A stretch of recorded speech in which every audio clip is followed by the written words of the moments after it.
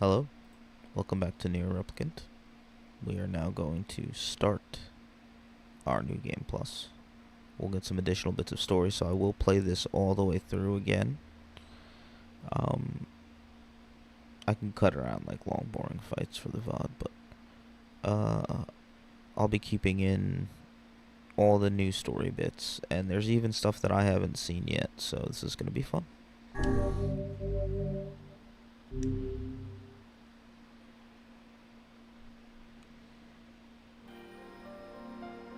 Whenever I interacted with Kaine, I was reminded about something from my past. Maybe my mind has been confusing her with my sister this whole time. Anyway...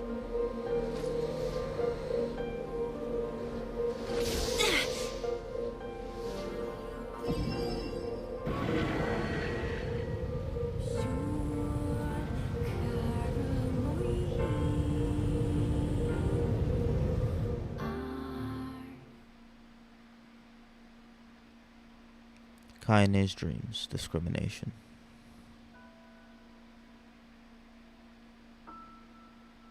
The sound of rain filled the village. The steep cliffs that surrounded the area magnified sound, causing even the slightest drizzle to rattle like a thunderstorm. Thin wisps of smoke streamed from huts as the villagers huddled in their homes and waited out the rain. A single child, however, had braved the downpour, and was now wandering slowly toward the wooden, hawk-shaped weather vane at the center of town. The wanderer reached the vane, which had existed for as long as anyone could remember, and stared. The child's face was simultaneously delicate and fierce, like a teacup that had survived a shipwreck. Those traits combined with pale white skin to give the face an almost sexless quality. If the beak turns east, I go home. If it stays west, then I... The child blinked. Rain slowly dripped down the young one's short hair and began its long descent to the ground. Come on. Come on. The child felt a slight breeze and watched as the vane slowly creaked to life. Spinning this way and that for a moment, it finally settled with the beak pointing firmly toward the east. East? Really? Before the vane could move again, a jagged rock came spinning and tumbling through the air, striking home against the child's head. The force of the blow dropped the child to the ground as a hail of stones began to fall all around. Oh no, they found me. A heartbreaking smile crept across the child's face as the stones continued their assault. Through the rain, the sound of multiple footsteps grew louder before a voice rang out. Yoo-hoo, Kaine! The voice belonged to Demo, worst of all the bullies in the area. As Kaine struggled to stand, a final stone came skittering through the mud and bounced against her foot. Blood oozed from a cut above her eye and blurred her vision, but she could make out the shapes of Demo and his usual gang of idiots. The boy seemed taken aback for a moment by Kaine's seeming indifference to the blood dripping from her face, but quickly regained his bravado. What's up, freak? You like the rain? You like getting all wet? Or did you finally decide to run away from home? Though she knew it was futile, Kaine turned to leave. Before she could get more than a few steps, the other children scrambled to surround her, cruelty burning in their eyes. Kaine knew those were not the only eyes on her. The tormentor's parents watched from the safety of their homes. She was attuned to the sensation. It was one she'd experienced many times before. While some villagers simply turned a blind eye to the actions of their children, many encouraged it openly. In a society ruled by superstition and fear, Kaine was something to be hated, and if possible, destroyed. I didn't say you could leave, freak. Demo's words chewed at her like a worm through an apple. He can't hurt me, she lied to herself. Be strong. Be brave. He can't hurt me. He can't hurt me. He can't hurt. Oh look, the little freak is gonna cry. What's wrong? Are you sad that everyone hates you and wants you dead? Kaine prayed for the rain to flood down and carry her away from a world that seemed to have no place for her. But if there were gods, they chose to ignore her. As Demo crept ever closer, the clouds began to thin and the rain slowed. Even the weather hates me. I'm useless. A failure. I wish Demo's rock had taken my head off. Kaine couldn't meet Demo's leering gaze. She lowered her eyes and stared at the muddy ground below. The bully moved forward until he was inches away. She could smell the scent of old meat on his breath. The boy grabbed Kaine's face with thick fingers and yanked it upward. She tried to turn away, but he forced her gaze back and jammed his thumb against her eyelid to pry it open. Show me. No. Did you just say no? Demo grinned evilly. You don't say no to me. No one says no to me. Not even taking his attention from Kaine, he called to his cohorts. Come on, guys. Let's give the freak what she deserves. As soon as Demo finished, kicks and blows began to rain down upon Kaine. Demo paused, still grinning, as Kaine curled into a ball and tried to make the pain stop. I don't get you, freak. What you acting like a girl for, huh? Everyone knows what you really are. Kaine ignored the question, choosing instead to stare at the weather vane. It continued to point east, as if supremely confident about the future it had chosen for her. Go home. Yeah, that's a funny joke for someone with dead parents and no home to go to. Freak, chanted the children. Freak, freak, freak. Kaine closed her eyes and listened to the rain, waiting for the pain to start again. As the clutching hands of the village children closed around her, she bent her mind to the sound of the rain, letting it become her world entire. The rain fell, but the pain never came. Only when the laughter of her tormentors turned to terrified cries did she dare open a single, blood-caked eye. Kaine was shocked to see Demo sprawled on the ground, holding his head and screaming in pain. She could see blood welling from spaces between his fat, twisted fingers. Oh my god, he's crying. He's actually crying. Deprived of their leader, the other children glanced back and forth between themselves, as if waiting for someone to step forward and take charge. When no savior emerged, they began an uneasy shuffle away from Kaine. But the young girl was the least of their concerns. Instead, their attention was rapt on the ancient woman standing a few feet away. After struggling for breath for a moment, she finally spoke in a voice thick with rage. Hurts like a bitch, don't it? Now I suggest you scatter before I throw another one.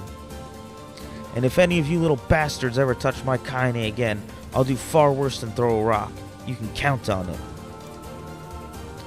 The old woman crouched down and gently touched the hand Demo was using to cover the wound. Before he could think to protest, she ground her palm into the wound and twisted back and forth. Yo, Granny fucking bomb. Ow, he screamed, leaping to his feet. Stop it. What are you doing? Quit whining. Ain't no one ever died from a scratch.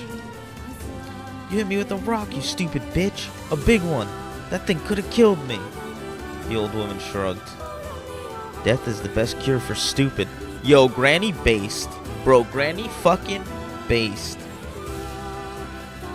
Demo's face twisted with rage at her words. Locking his eyes on Kaine, he took a step backward and spat on the ground. Get out. Leave this village. No one wants you here. Either of you. Seeing the old woman grab another stone, Demo and his companions turned tail and ran. As they fled, the old woman grabbed her side and barked out a single laugh. Ha! Look at that fat boy go. Guess he's healthy enough to run from a fight.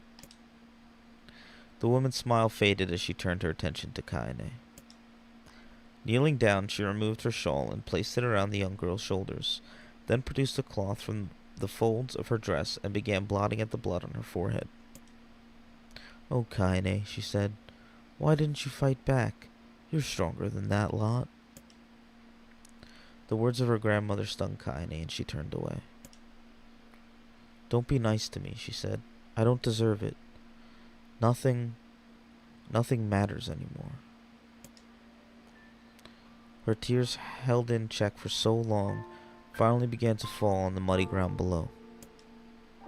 "Everyone hates me.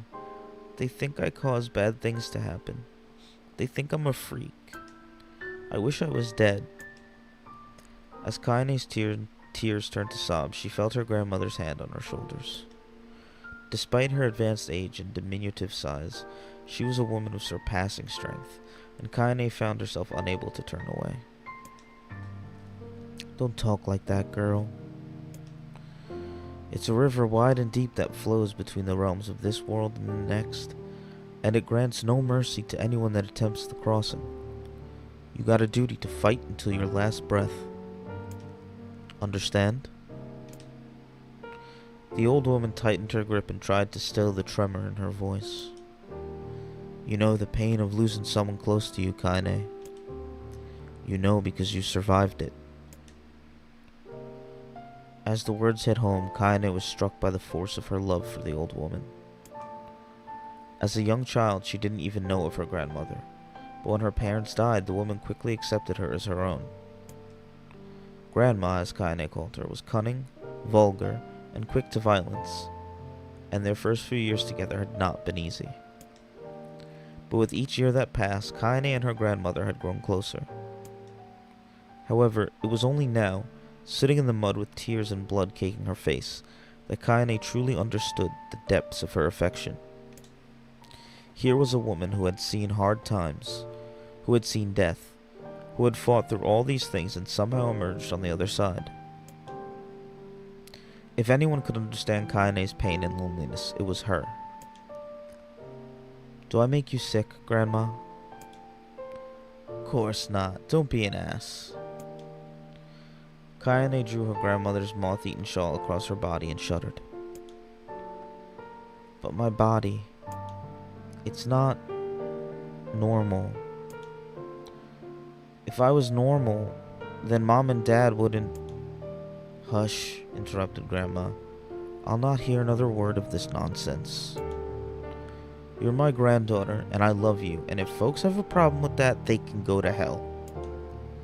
With that, the old woman reached out and placed a wreath of dried flowers in Kaine's hair. The skill it took to bend the flowers without breaking the stems or losing a single petal was remarkable, and the beauty of it made Kaine want to cry all over again. "Oh my gosh, these are lunar tears! Grandma, you made this for me?" Lunar tears were legendary flowers. Most people could live their entire lives without ever seeing one, and yet her grandmother had somehow collected a dozen or more. Kaine reached up and touched the wreath as if she couldn't believe it was real. "Where did you find these?" "Just stumbled on them when I was out doing the shopping." The old woman turned away as she spoke, leading Kaine to suspect that the search had been more difficult than she was letting on. The pains she took to construct the ornament, let alone track down the flowers used in its construction, made Kaine's heart hurt. She reached up and gently adjusted the wreath, admiring the way it felt between her fingers. "Didn't quite turn out right," said her grandmother as she squinted at it. "These old hands have trouble with delicate work, but it sure looks good on a pretty girl like you." Kaine blushed and turned away. You think I'm pretty?" "Course you are. What a fool thing to say." "Thank you, Grandma." Her grandma smiled. "We're gonna be fine, you and me," she said. "Long as we got each other, we'll be just fine." Kaine took her grandmother's hand in hers, and the two of them struggled to their feet. As they began the long walk home, Kaine gripped the hand with all her might, as if trying to stop smoke from drifting away on the wind. The rain had stopped. Kaine stood beneath the weather vane, watching it spin in lazy circles, no longer caring about the direction it faced when it stopped. I don't need to escape. I have a home now. Grandma loves me, and that's enough. Even if it's us against the world. Kaine let her gaze drift up past the vane and into the cloudy sky. The last faint hints of a rainbow were slowly fading. As she turned and headed for home, the light scattered into a million particles and vanished, seemingly taken away on the breeze. Kaine's dreams. Daily life. Just gonna take a sip of a drink so we can continue reading.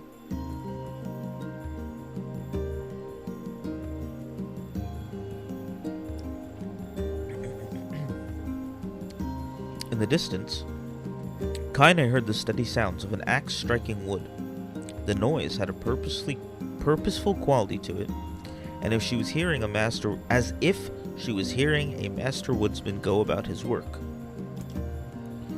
The firewood being produced, however, was as far from a work of art as could be. Pieces of every shape and size were being flung about a barren yard with wild abandon. Anyone trying to stack such wood would probably die of frustration before the job was through. Stupid piece of shit axe! Kaine's grandmother flailed away with the axe, filling the air with both splinters of wood and words that would make the most hardened sailor blush. "Grandma!" called Kaine. "That you, Kaine?" yelled the old woman, taking her eyes off the wood for a moment. "Don't get too close or I might take your goddamn foot off by mistake." She brought the axe down on a piece of wood, sending chips flying in every direction. One spun past Kaine close enough for her to hear the whistle, at which point she decided to step back. Once she'd scuttled to a safe distance, she cupped her hands around her mouth and shouted, "Grandma, do you need any help? I can get you water or lunch or, a new axe or something." The axe, poised to strike another wobbly blow, paused in midair. The old woman considered her granddaughter's offer for a moment, then smiled. "Tell you what, since I'm doing such a piss-poor job of chopping, why don't you come over here and take over so I can go get the water? Shade's been restless lately, and I don't want you running into one of them bastards."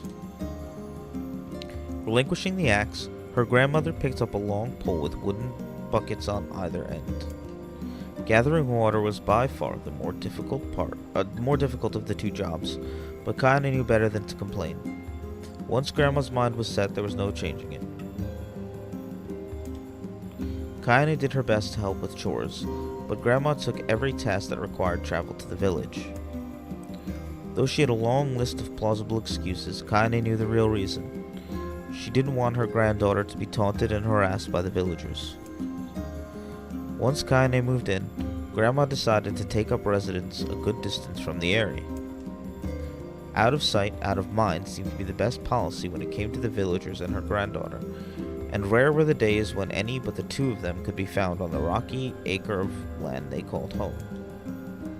Kaine enjoyed the solitude, but harbored a secret resentment that her grandmother was forced to spend her golden years in such a place. After watching her grandmother leave, Kaine turned her attention to the task at hand. She had never chopped wood before in her life, and soon discovered why the old woman hated the chore. Swing after swing of the axe produced only a tiny crack in the wood, and when she finally managed to connect with a solid stroke, the tool embedded itself in the log and refused to budge. Frustrated, Kaine swung the axe around her head and threw it, log and all, across the yard. Damn it! Oh, crap. She suddenly understood the joy her grandmother felt in a good curse. Happier now, she picked up the axe, forced it from the wood, and resumed chopping. She had a natural skill with a blade, but the task was challenging, and blisters soon began to form on her small pink hands. "This is tough. And my logs are all weird sizes." Spitting on her palms and ignoring the pain, Kaine redoubled her efforts. Just as she was developing a rhythm, Grandma returned from the village. Setting down her buckets with a small sigh, she took one look at the logs and coughed out a wheezy laugh. "Pretty clumsy, girl. You better practice if you..." Her grandmother suddenly collapsed to her knees, causing one of the buckets to wobble precariously. Eyes wide, Kaine dropped the axe and ran to her grandmother's side. "Grandma!" The old woman shook her head and pointed a trembling finger at the bucket. "Get the bucket. Can't let it spill." Kaine steadied the bucket with a foot as she knelt by her grandmother. A small bit of water sloshed over the side and made a new home in the hem of her dress, but Kaine didn't notice. "Grandma? Grandma, what's happening?" Crazed with panic, she grabbed her grandmother by the shoulders and shook. After a moment, the woman lifted her arms and batted Kaine away. "Stop that! Just stop!" she cried, breathing heavily. "It ain't like I'm dying. Just tired from the trip is all." Kaine desperately wanted to believe her, but one look at the old woman's shaking hands and worn face told her more than words ever could. Her grandmother had lived a long, hard life, and it seemed the bill was finally coming due. The time when her grandmother watched over Kaine was ending. Sooner than either of them had feared, the positions would be reversed. The next morning, Kaine came to the side of her grandmother's bed and took her wrinkled hand. "Grandma, you're sick, and you need medicine. I'm going to the village." The old woman shook her head and tried to rise, but Kaine gently pushed her down. "It's all right," she said. "I'll be fine." Her grandmother fixed her with a gaze that could melt steel. After what seemed an eternity, she finally lowered her eyes and sighed. "Well, I don't like it, goddammit. But I guess I should quit being so stubborn and let you grow up." The old woman watched as Kaine strapped on her boots and made her way down the road to the village. Hours later, as an unseen sun made its way across a dark and rainy sky, she was still watching. Kaine moved at a brisk pace, checking her pockets every few minutes to make sure the money her grandmother gave her was still there. Every noise caused her to spin on her heels, making sure she wasn't being stalked by a shade, or worse, Demo and his gang. But she encountered neither tormentors nor shades, and Kaine finally found herself at the entrance to the village. The few adults she could see glanced sideways at her, then muttered to each other behind raised hands before slinking away into the shadows. Her heart racing, Kaine took a series of rapid, shallow breaths and tried to calm herself. "I have to prove myself. I have to help Grandma. I have to be strong." She chanted those words to herself over and over as she slowly made her way. Finally, her eyes settled on a rotund older woman who was angrily waving her arms in the air and telling anyone who would listen exactly what she thought of Kaine's presence. "Hey lady," said Kaine with a bravado she did not feel, "where's the apothecary?" The woman's flabby cheek shook in bewildering anger. "How dare this thing speak to me?" they seemed to say, but Kaine saw that her eyes held a different emotion. Fear. "Yeah, we're both scared, lady. Trust me on this one." "Which way?" Kaine repeated. The woman pointed at a small building to her right before hitching up her dress and stumbling off in the other direction. Kaine cringed, expecting a stone to come flying from the assembled crowd, but none came. Her mind was filling with a strange sense of pride as she made her way to the apothecary, but the new emotion had little time to take root, for as soon as she opened the door she noticed a familiar customer at the counter. It was Demo. He'd clearly been sent here on some kind of family errand, because his gang of followers was nowhere to be found. "Oh my god," he sputtered. What are you doing here, freak?" The insult was delivered without force, and Kaine happily ignored it. Stretching on tiptoes to see over the counter, she asked the shopkeeper for the medication. "Huh," barked Demo. "That old bitch finally keel over?" "Go to hell, Demo." The boy's eyes grew so wide they seemed ready to fall out of his head, but before he could let fly a comeback, or worse, a punch, The apothecary told them to knock it off before he kicked them out of the store. Demo slunk out of the shop, cursing Kaine under his breath. Once he was gone, she allowed herself to breathe once more, taking a brief tour of the shop while the owner prepared her medication. Countless tiny bottles filled the cramped store, each with a label written in some indecipherable language. An ocean of aromas assaulted her nose, creating a scent that was exotic, but not altogether unpleasant. Seeing such a variety of supplies gave Kaine a sense of peace. Surely in a world so vast, there would be a place that she could call home. On the far wall, behind the counter, rested a portrait of a stunning young girl. The picture had once contained bright, vibrant colors, but time had worked its cruel magic, and they were beginning to fade. The beauty of the work, however, remained undiminished. You like that picture? Kaine turned to find the apothecary with a small vial of medicine in his hand. His eyes were gentle but sad, and they seemed to stare through her and into nothing as he spoke. That's my daughter. I sketched it when she was just a little girl. She's been dead a long time now. Kaine didn't know how to respond. She just stared at the portrait and tried to come up with the right words.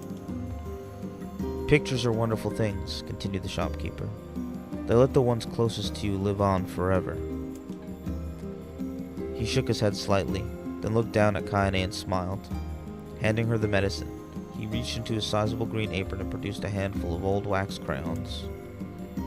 You should have these. There's no one left that I wish to draw. Kaine took an instinctive step back, causing the shopkeeper's face to darken. Yes, I've heard rumors about you, he said. It's a small village and word travels quickly. Between you and me, I'm not sure which of them to believe, but I also don't think they matter much. I know your grandmother, Kali, and I think the way she was driven out of this town is just deplorable. Grandma's name is Kali? Thought Kaine suddenly.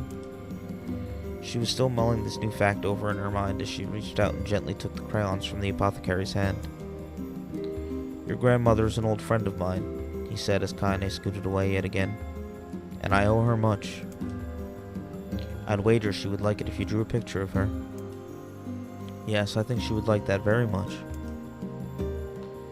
Kaine murmured in quiet agreement, but inside her heart was bursting. Never before had a villager treated her with anything but complete contempt. It was a tiny, almost imperceptible step, but it was a step nonetheless, and with enough tiny steps, she might one day discover the rest of the world. When Kaine returned home, she found her grandmother asleep in her bed. Her feet were blackened and raw, even bleeding a bit in places, leading Kaine to think that she had been pacing around the room until exhaustion finally caught up with her. She placed the medicine by her grandmother's pillow and turned to leave, and found the old woman's hand clasped around her arm. Back already, are you? Asked her grandmother with a yawn. Come here, let me have a look at you. Grandma sat up and examined Kaine from head to toe. Finally satisfied that nothing terrible had befallen her grandchild, she leaned back and allowed herself to relax. Well, how was it? Those bastards give you any trouble? It was kind of fun, said Kaine with a small smile. No, seriously, it was. Fun, eh? Asked her grandmother in a voice which implied she believed anything but. Uh-huh. So anytime you need me to run an errand, just let me know. As she spoke, Kaine removed the crayons from her pocket. After a brief explanation of their source, she informed her grandmother she was going to sketch her portrait. A portrait of me? Ridiculous. No one wants to stare at a wrinkled old crone. But Grandma, it'll make you live forever. Horse shit, said her grandmother, throwing back the sheet from her bed. Living forever would just piss me off. Now put those crayons away and help with dinner. But Kaine would not relent, and in the end, Grandma found herself leaning against the wall of their house as if posing for a master artist. Kaine took up the crayons, eyed her subject carefully, and set to work. Just as her grandmother was about to nod off, Kaine finished the piece.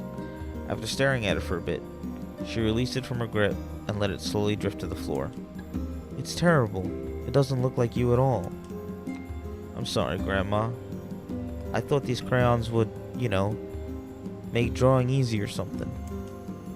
The old woman's eyes narrowed at her granddaughter's disappointment. Let me be the judge of that, she said, ignoring the pain in her back and reaching for the paper. The sketch could have been a person's face. It could have been a boulder, a lump of clay, or an incredibly misshapen loaf of bread, all rendered in a chaotic array of colors. The old woman stared at the picture for a long time, then slowly wheezed out a laugh. "Oh, Kaine," she said between laughter, "you truly are my blood. You're as clumsy as me, and I love it. But, hush, I won't hear any more bull about how ugly you think it is. It came from the heart, and I'll treasure it always." True to her word, the old woman gave the picture a place of honor above the kitchen table. In the days that followed, Kaine would often catch her staring at the portrait with a strange smile on her face, an action she interpreted as silent, mocking laughter. A week later, Kaine could stand it no more and asked her grandmother to take the artwork down. "Posh," said the old woman. "I'll take this down when they roll me in my shroud." She pondered this for a bit, then turned to Kaine and dropped to one knee. "Listen to me, girl. Seeing this picture makes me happy in a way I've never felt before. And it makes me want to go on, so that someday you can feel the same happiness." It was a moment that burned itself in Kaine's memory, a perfect blend of pride and love and joy that came together to form a lifelong remembrance. She swore to never forget this moment, to never forget the old woman who had made her place in the world possible. Time moves on. People and memories move in and out of our life like ghosts passing through a hall. But this moment will be different, Kaine swore, because I will remember it forever. Forever. Kaine's dreams, separation.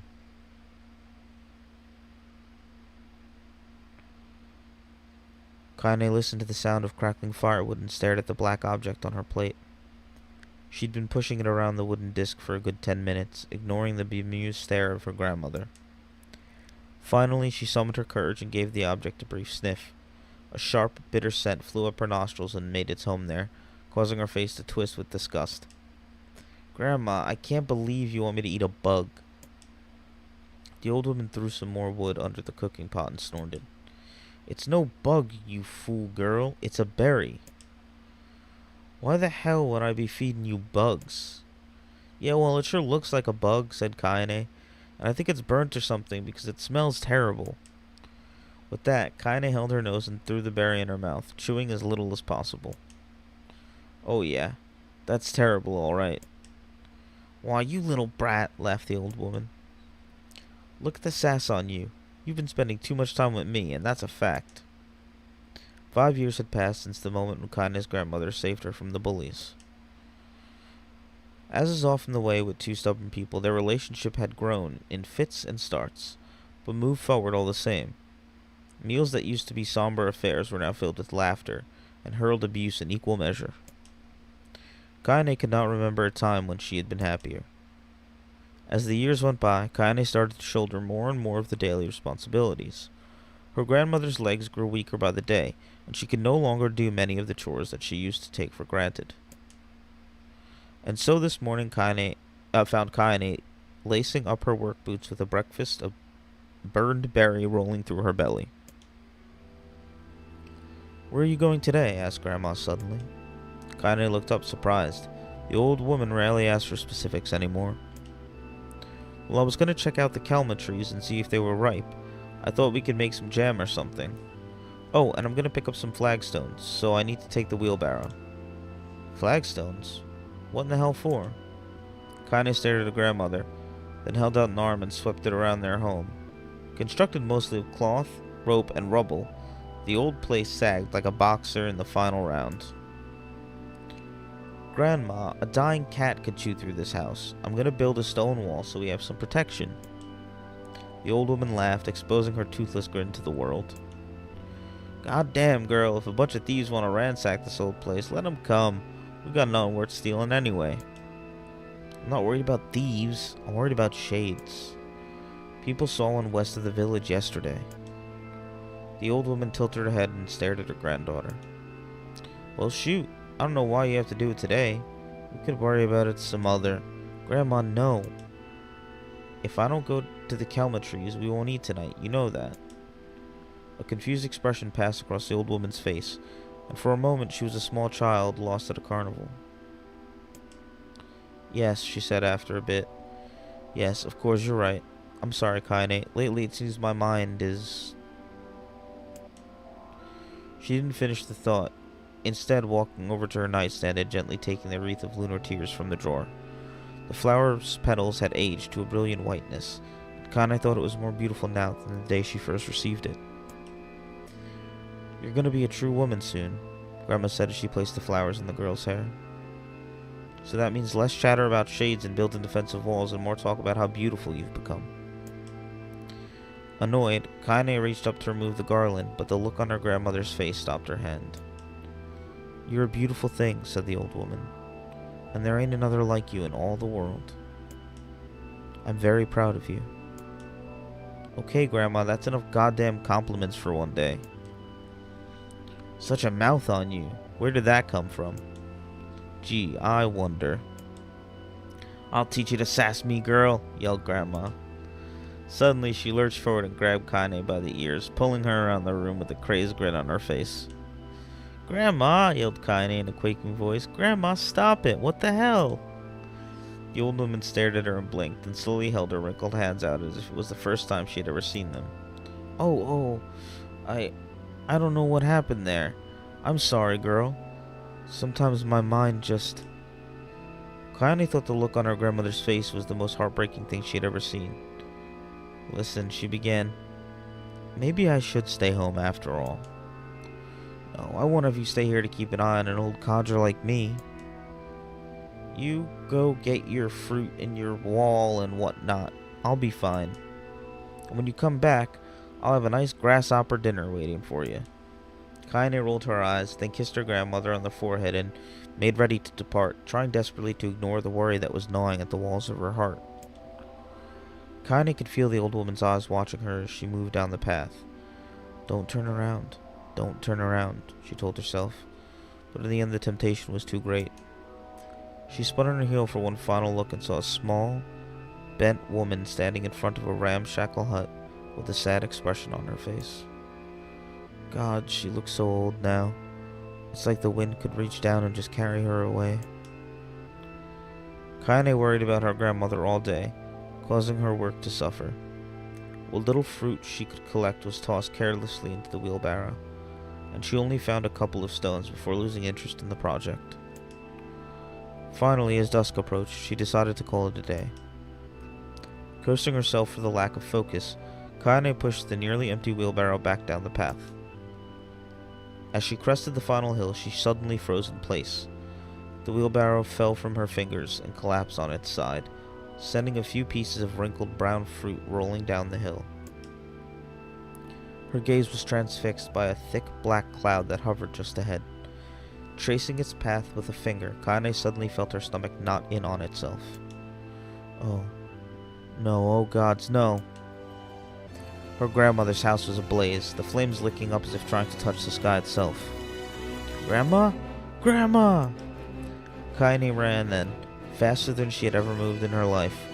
Once she tripped on a stone and went sprawling into the rocky ground, but she leapt to her feet and continued running, unmindful of the blood that spilled from her wounded hands and knee. As she got closer and closer, Kaine's mind began to race in time with her footfalls. It's too dark. It's too dark. Not just fire. Can't be fire. Too much smoke. Gotta save her. Gotta save her. She burst into the front yard and came to a sudden halt, her worst suspicion confirmed. The smoke from the fire was mingling with the thick, inky blackness of an enormous shade. The massive creature supported itself on 3 twisted feet and achieved balance through means of a large, armored tail. Scales, horns, and claws sprouted from its body in a random, chaotic pattern, giving it the appearance of a lizard designed by some insane god. Seeing Kaine, it let out a roar and flicked its tail, sending small whirlwinds spinning around the yard. For a moment, the creature retreated into a shimmering, inky blackness, as if her mind was unable to comprehend that such a thing could actually exist. But then the smell hit her, a blend of rotted meat and excrement, and the horror became real once more. The creature bellowed again, and this time Kaine responded with a scream of her own. Alright, you bastard, she thought as her scream echoed off the high cliffs around them. It's you or me. Let's go. The shade eyed Kaine with bemused interest. Then it began looking from her to the house and back again, as if urging her to look at the destruction it had so gleefully wrought. With the dread building in her heart, Kaine glanced towards the house. Through the smoke and the flames, she spotted a small figure struggling to escape the ruins. Grandma! At the sound of her voice, the old woman began wavering frantically. She's alive, thought Kaine. Alive! Kaine's legs sprang to life as she raced across the yard toward the flaming wreckage of her house. Before she could advance more than a few steps, the shade opened its mouth and let out a roar, powerful enough to uproot trees and send them flying. The blast sent Kaine tumbling through the air before smashing her against the rocky earth.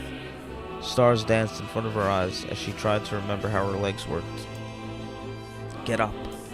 Get up! Get up! Get up! Get up now! As Kaine struggled to her feet, the shade stomped toward the house and pinned her grandmother to the ground with the tip of a claw. The old woman struggled to move the claw from her stomach, but she might well have been pushing a mountain. She coughed briefly, sending a small spray of blood into the air, then collapsed to the ground, her energy spent. Kaine lurched to her feet, only to fall back to earth with a gasp. Her ankles were on fire. One or both of them were surely broken. Ignoring the pain that screamed through her body, she began dragging herself across the ground, leaving a drunken trail of dust and blood in her wake. Grandma, hold on, just a little longer. Her grandmother's face was turning blue, her eyes rolling back until only the whites were exposed. Kaine pulled herself across the ground with maddening slowness. The distance seemed to increase with every second that passed.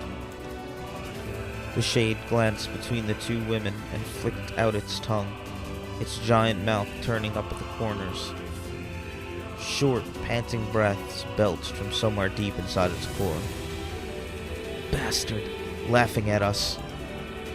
She had no idea how such a mindless creature could experience emotion, but there could be no doubt the shade was taking joy in their suffering. Yeah, I see your plan. The shade moved its claws slightly, allowing Grandma to breathe again. It was clearly keeping her alive only to snuff out her life when Kaine was close enough to touch her. I'm gonna kill this bastard. Summoning all her strength, Kaine rose to her feet. There was a sickening snap from her right ankle as the foot twisted backwards, but she forced it from her mind and began to hobble toward the monster. Pulling a small knife from the pouch at her waist, she leapt on the foot that pinned her grandmother and plunged the weapon deep. Give her back, she screamed. Give her back to me. It was like stabbing a rock. After a few swipes, the knife broke at the hilt with a dull snap. The shade panted laughter again, then raised its tail and sent it rushing through the air toward the young girl that was latched to its foot. Kaine never had a chance. The tail struck her square in the chest and sent her crashing into the burning wreckage of the home. As she lay on the ground with blood pouring from multiple wounds, a small, weak voice spoke up. Kaine? Kaine's vision blurred, but she forced herself to focus on the sound. Finally, her eyes cleared enough for her to make out her grandmother's hand reaching out to her through the smoke. Grandma? Kaine, you gotta run. You can't best this one. Kaine grabbed the hand and held on with all her strength. Grandma, come on, we have to go. The old woman coughed loudly. One of her hands, slicked with blood, slipped from Kaine's grasp and thumped to the ground below. Grandma, no. No! I said run, goddammit. You have to live. You have to get through. The thought would stay forever unfinished. Before she could say another word, the shade claw foot descended, smashing through the remains of the roof and down upon the shattered figure of the old woman. Blood oozed from gaps in the creature's toes as the terrible, putrid smell assaulted Kaine's nose once again. She stared at the foot, dumbfounded, convinced that what she was seeing could not possibly be real. When the creature finally lifted its appendage, all that remained underneath was a twisted, unrecognizable mass of rubble and red. Her grandmother was gone. Kaine blinked, trying to feel the hands which had been in hers just a moment before. For a fleeting instant, she could remember the warmth of that embrace, the trembling of the fingers, but then the sensation drifted away on the breeze and was gone. Memories flashed through Kaine's mind, one after the other, faster and faster, until they became a meaningless jangle of noise. Kaine screamed then, a thunderous sound that echoed off of the cliffs and seemed to roll away forever. The shade eased forward, black ichor pouring from its mouth and dissolving into smoke on the ground below. The earth shook with every step as it crept towards its prey. Kaine's body slowly rose as if controlled by a mad puppet master. Her arms and legs were bent at impossible angles, her head lolled dangerously to the side, yet somehow she managed to stand. Staring at the shade, her eyes began to glow with a deep red fire. The creature, so confident just moments before, took a slow, hesitant step backward, trying to discern if this broken human could possibly pose a threat. Kaine seized the moment. Laughing like a madwoman, she leapt into the air and plunged the shattered hilt of her knife deep into the leg of the shade.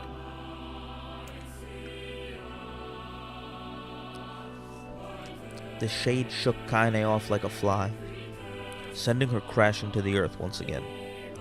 Her chest rose and fell slowly, as if a great weight were resting on it. Moist sounds of pain echoed through her mind. Something warm and thick oozed from her ears. Is that blood? Think it is. Think I'm bleeding to death. No, can't die. Grandma told me to live. Deep inside Kaine's mind, something finally broke. The sound, the pain, the smoke, and the flames, all of it faded away until all that remained was a single incantation repeated over and over again. Kill it! Kill it! Kill it! Kill it! Kill it! Kill it! Kill it! Kill it! Kill it! Kill it! Kill it! Kill it! Kill it now! As the spark that was Kaine slowly began to flicker and die, she felt her desire to kill and her desire to live blend into one. The distance between heartbeats grew longer and longer and longer.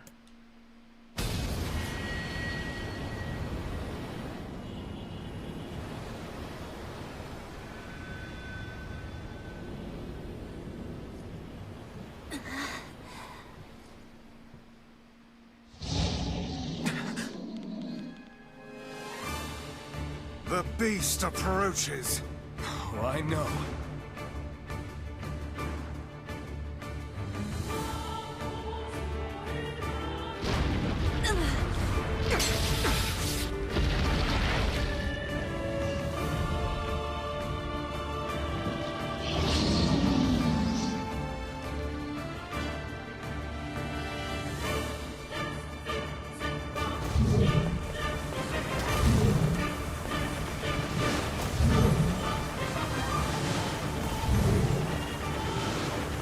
Anger this creature must have. How did it even survive these past 5 years?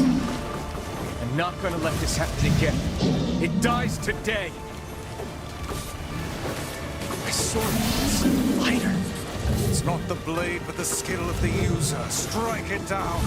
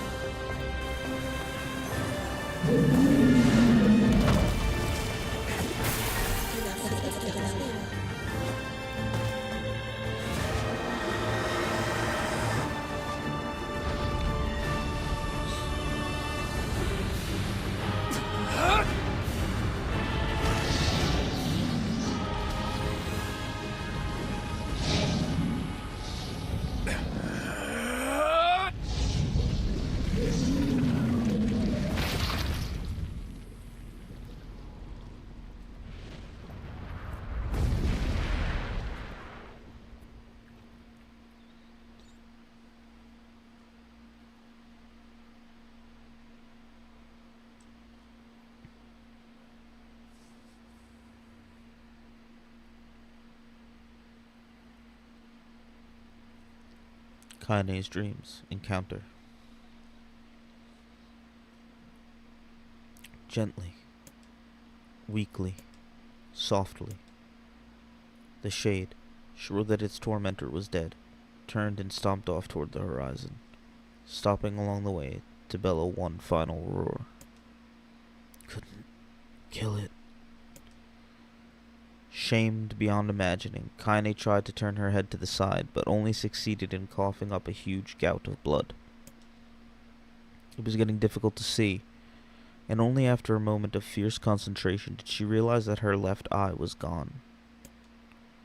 Laughing to herself, she turned her remaining eye to the ruins of her home and noticed a ragged stump of arm resting a few feet away. Yeah, that's mine, she thought with a mad giggle. This is gonna make clapping a real bitch. Ha! Cried a sudden voice from the depths of her mind. Finally gonna die, are ya? Well, you had it coming. Go to hell, Dino, she thought at the unseen assailant. Go to hell before I pluck out your eyes and feed them to a dog. The voice of her childhood terror evaporated into smoke, only to be replaced by another, more recent voice. Hold still, said the apothecary, materializing from the ruins like a ghost. I want to draw you. That way you could live forever. No, stop. Don't want to live forever. Want to die right here. I see, he said quietly. Well, if that's what you want. The spectral shopkeeper fluttered in and out of existence for a moment, then produced a piece of paper and sketched quickly. After a few seconds, he turned the page to Kaine and smiled. Since you rejected my offer, I decided to draw someone else. It was a picture of her grandmother, real as life. Kaine opened her mouth to thank the man, but stopped as the picture began to blacken in the middle. Before she could say anything, dozens of multi-legged insects began to swarm across the image, tearing at it with sharpened pincers. No, stop! Don't hurt that picture! Kaine reached out with her remaining arm and waved futilely at the air. To her surprise, the insects fell off the picture into the ground below, where they vanished into tiny black tendrils of smoke. Relieved, Kaine turned her good eye back to the picture, only to open her mouth in a silent scream.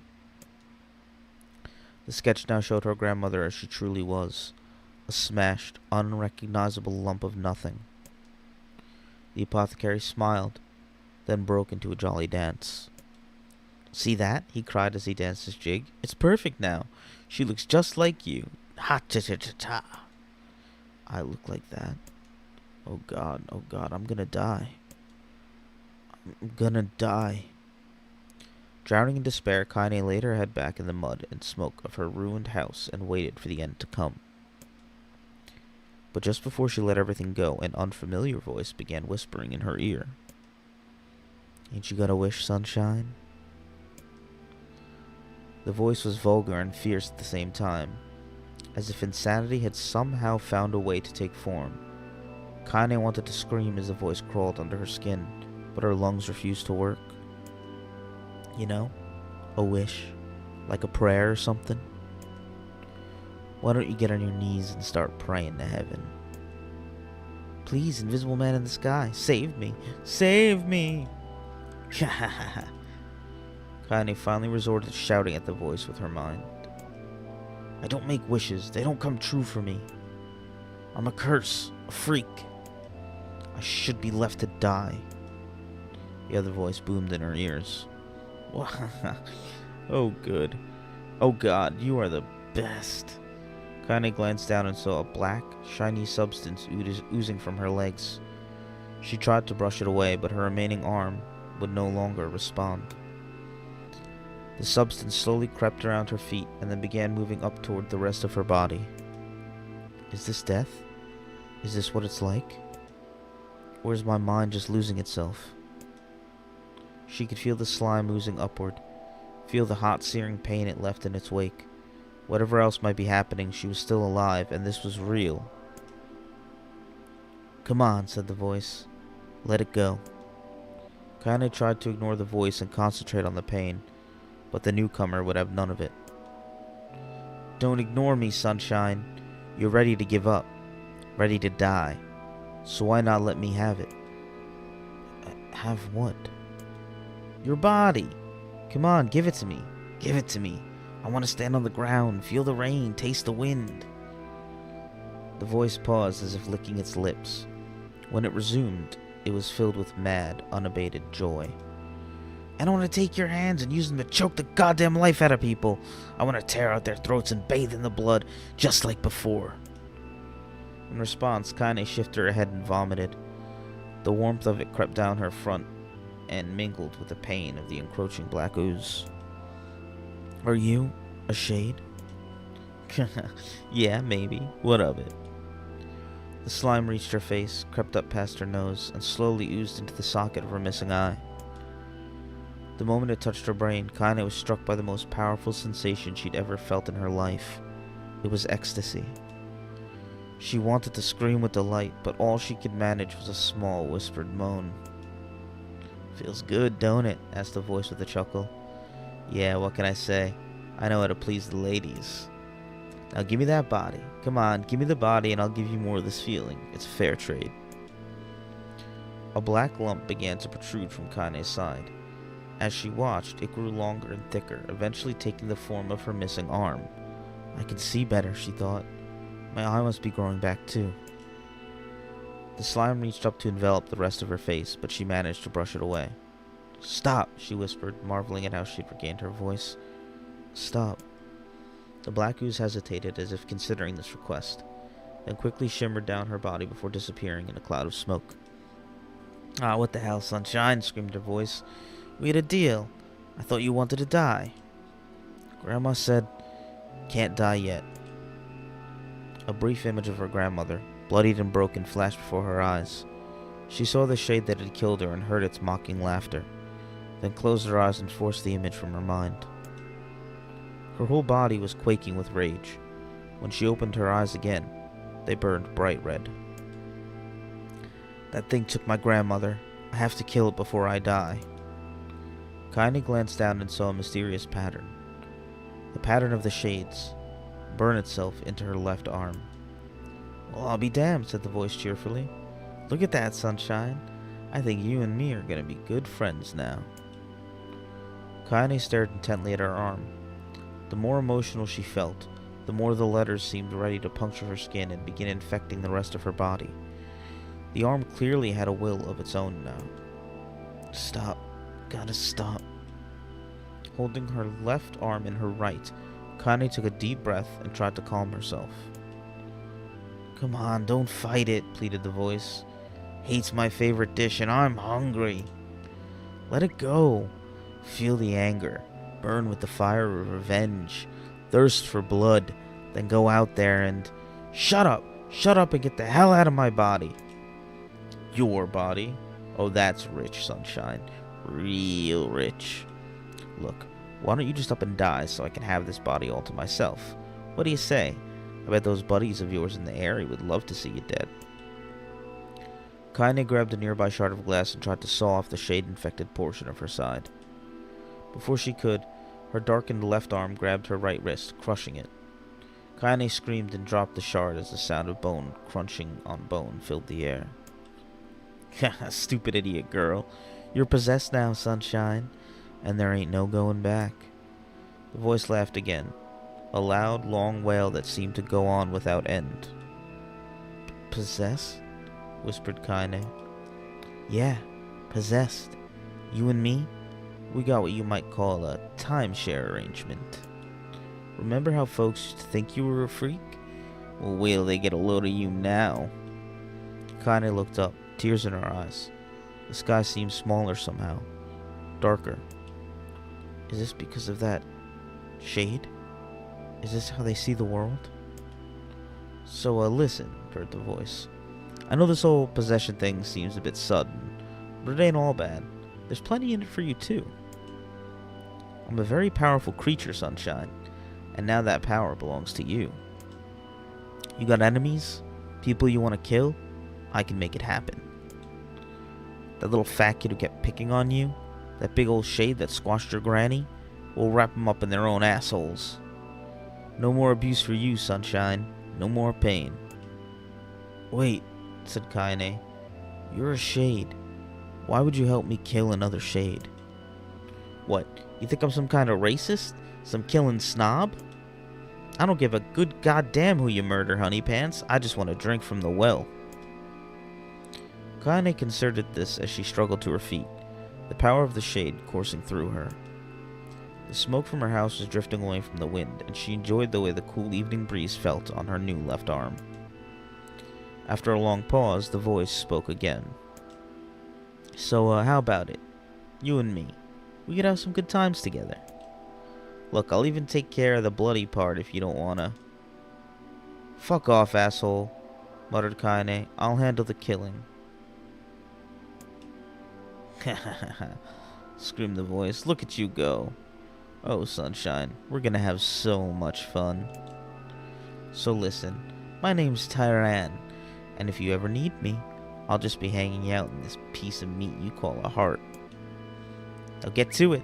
The more you kill, the more your heart turns rotten and sour, and I like rotten and sour. Kaine found herself nodding at the voice. Yeah, she said.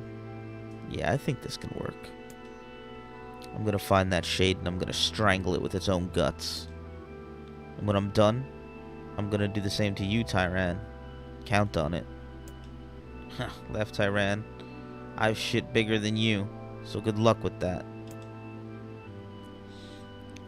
Oh, and hey, one more thing. Right now, you and me are sharing this body, but if you ever run out of hate, if you ever, go soft, then I'm gonna take over everything. So keep on killing, sunshine, and watch your back. The voice grew fainter and gradually faded away, fading to somewhere deep inside Kaine herself. Kaine waited until she was sure the voice was gone, then waved her new left arm around a few times. It feels perfectly normal, she thought. It feels like mine. Desperately, she began poking and prodding at the new limb, determined to find something wrong with it. She didn't want it to feel normal. That would mean the creature inside her had already won. I am not a shade. I am Kaine. Repeating this mantra in her mind, she slowly began digging through the rubble of her house, being careful to ignore a certain red-stained spot in the corner. Finally, after what seemed like an eternity of heartbreaking work, she found what she was looking for. It was the wreath of lunar tears. Though it had been through hell and back, the garland's petals were as bright as ever. Kaine started to place it in her hair, then slowly lowered the wreath and stared at it. I'm sorry, Grandma. I'm so sorry. But I don't deserve to wear this anymore. I'm possessed, corrupted, a freak. And this time, I don't think there's any going back. Holding the flowers to her heart, Kaine fell to the ground and sobbed. As night gradually lightened to dawn and the people of the area rose to their daily lives, she remained in that position, as if tears could somehow wash away the horror that now infected her world. Alive! Stay alive! Stay alive! Grandma. Kaine, you gotta live! You gotta come back to us!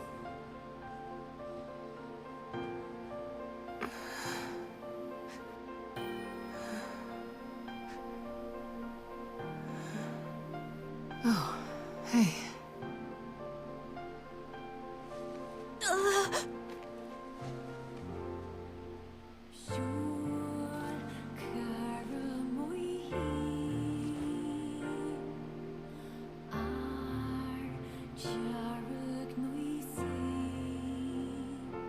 Emil, you were the one calling me, weren't you? You still recognize me? Of course. I knew you right away. Thank you, Kaine. Welcome back, Kaine. Wow, you grew up. So, how long has it been? 5 years.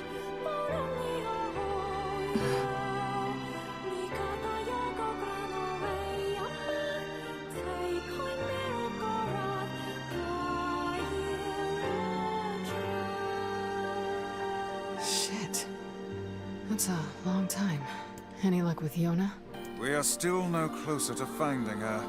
We need a way to locate the Shadow Lord. By the way, this is for you. Is that a lunar tear? It's not as good as your grandmother's, but I tried. No, it's great.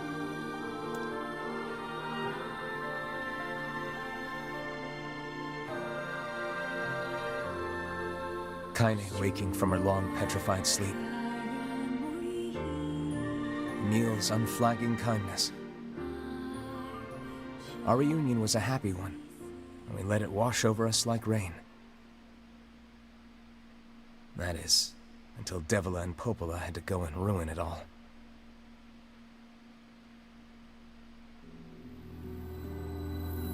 Are you kidding me? You can't be serious!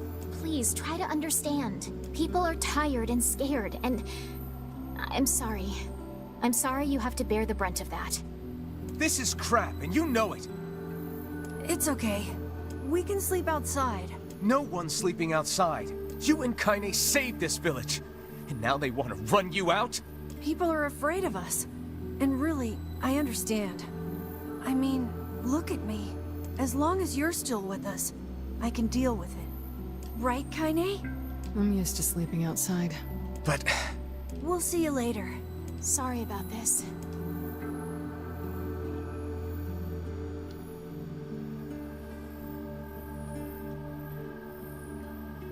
What is the matter? Kaine always sleeps outside. I never thought about that until just now. Never even occurred to me. Damn it. We should turn in.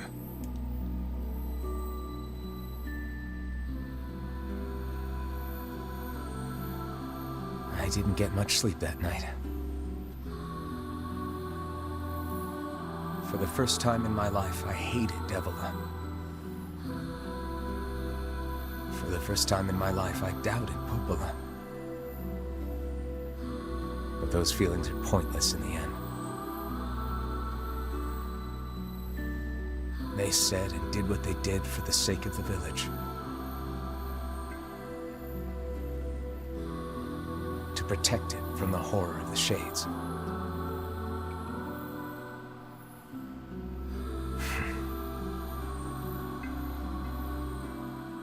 Really, how can I blame Devila and Popola? In the end, I'm just as bad. Because I never once stopped to think about Kaine and Emil's situation myself.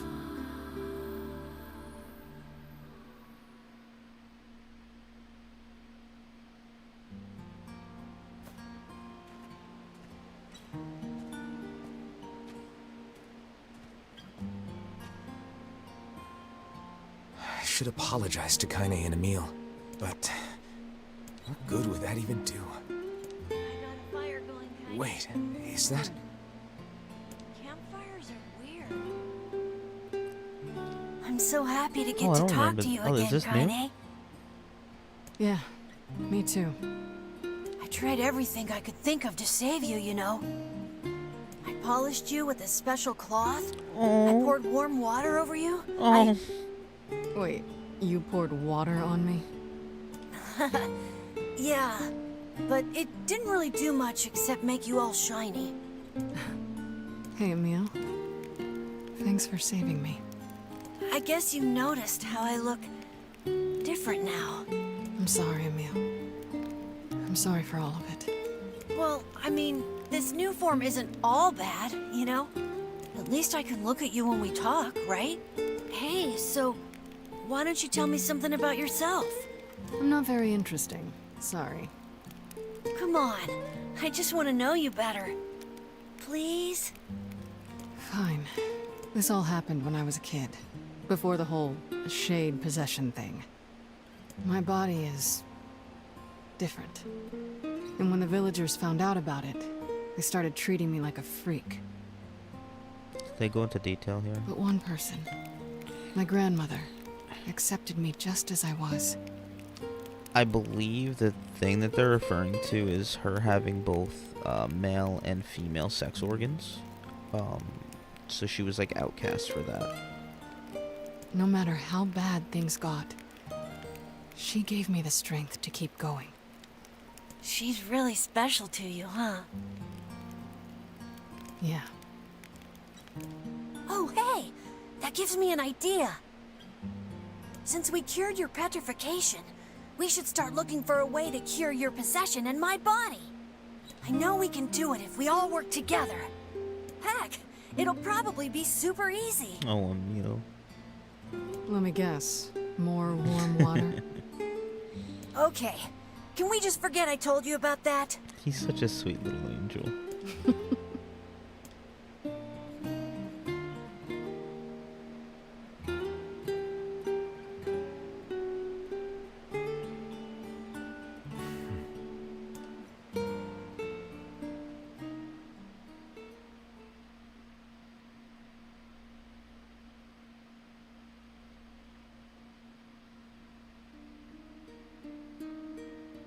Sleep well? Sure. And yet your red eyes tell a different tale. Don't be so hard on yourself, lad. I need to go see Devila and Popola. Very well.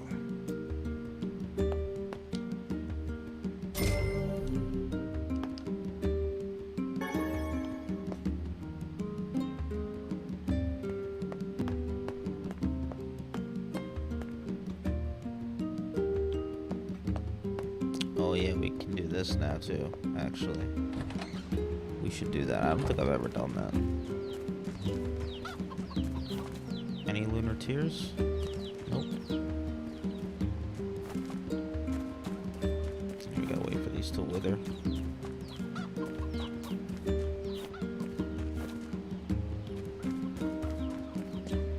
Alright, let's do some new stuff. What might that be? It's Mom's diary. I have not heard you speak much about your mother. She got the Black Scrawl and died when I was little. My apologies for bringing it up. It's all right. I can barely remember her face anymore. This is the only thing I have left of her. Reading it helps remind me of when we were still a family. I see. But the final entries get a little strange. In what way? Well, here. Take a look.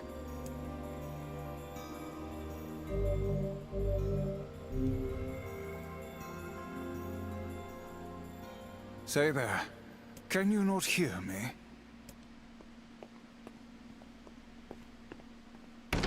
Oh shit. We're Papa Nier. Why are you standing about like a slack-jawed ninny? Sorry. Felt like I was dreaming or something. Sleeping on one's feet is quite the talent indeed. Come now, there's the door. Right. Let's go. Let's fucking go. Proceed beyond this point. You'll be unable to save until the battle's over. Okay. I asked Devil if hooch tastes good. She said it's the best thing in the world. She said we can have it sometime together when I'm all grown up. Oh damn, this is funky music. This is the world of recycled vessel, created to avoid the destruction of all.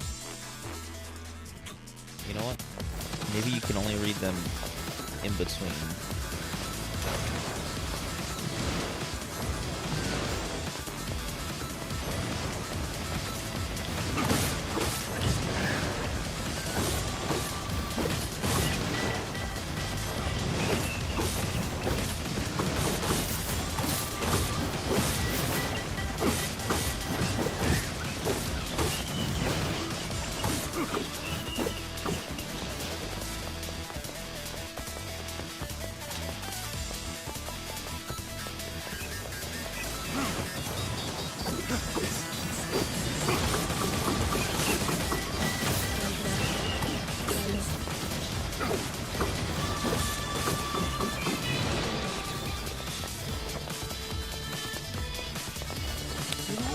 Funky fucking remixes. Let's go.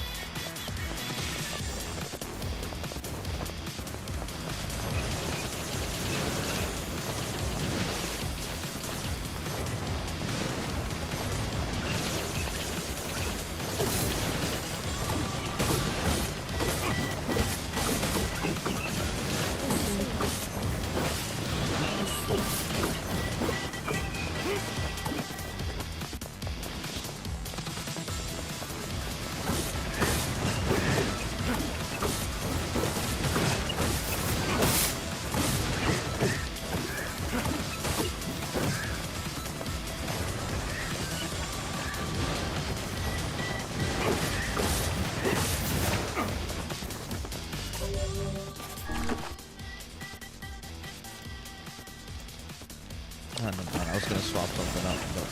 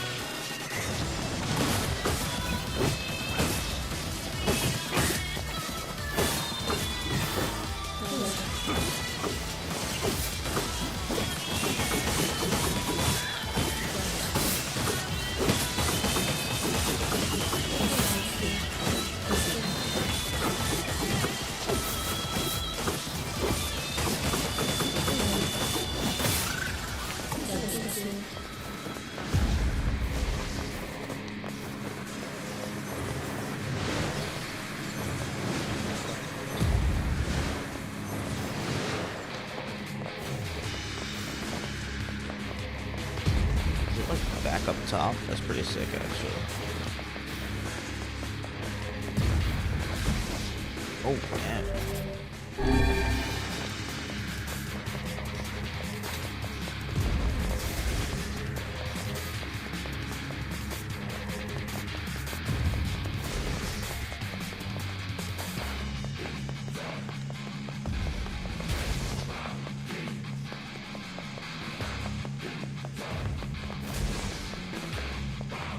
Maybe not, because his health bar disappeared.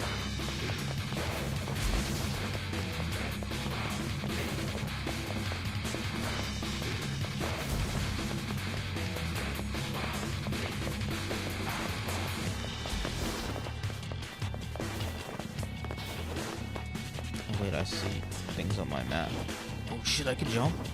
Oh, dope!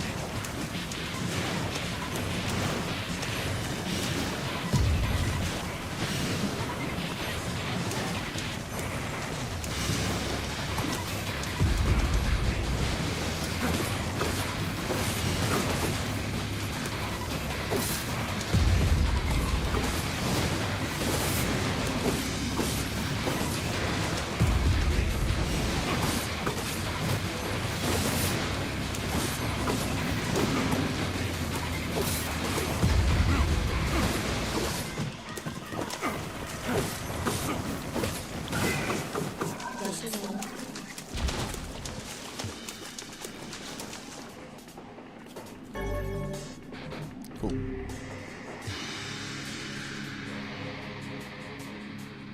It's a black scroll, a lost destiny, a white book, a false truth. Cool.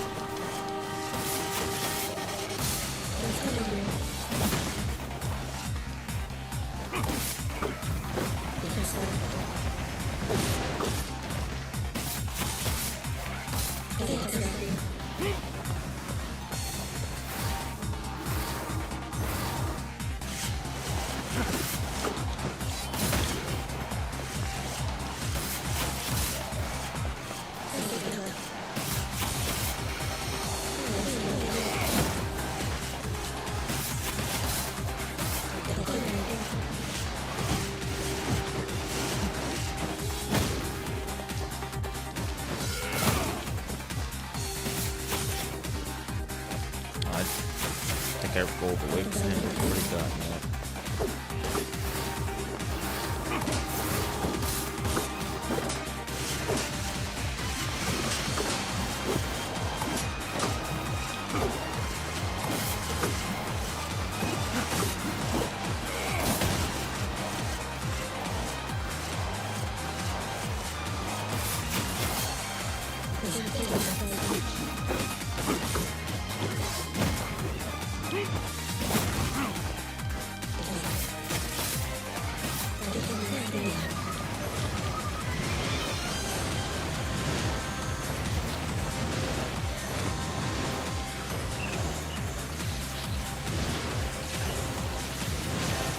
fucking jamming right now, bro. This is so sick.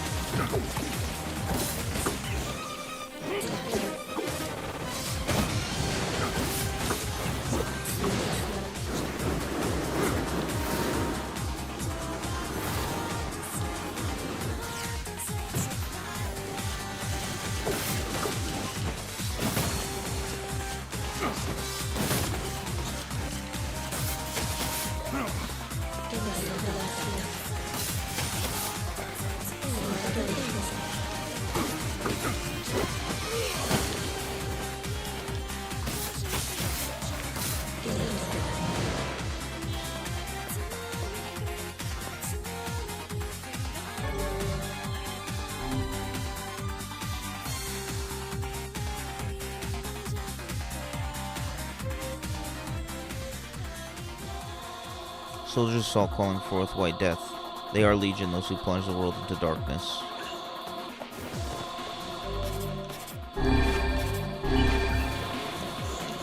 Oh, what? Little teleporty fucks? Cool.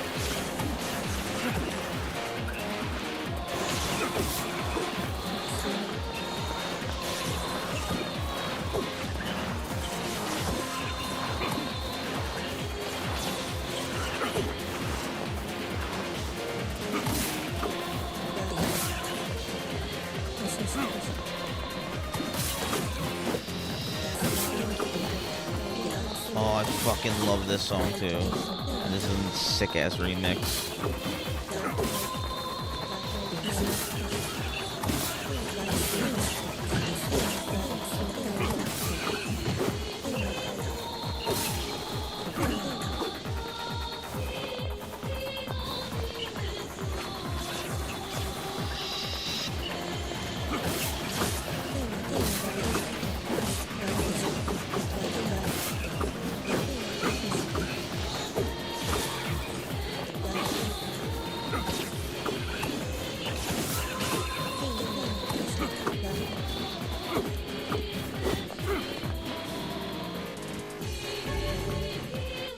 Ooh, Fool's Embrace.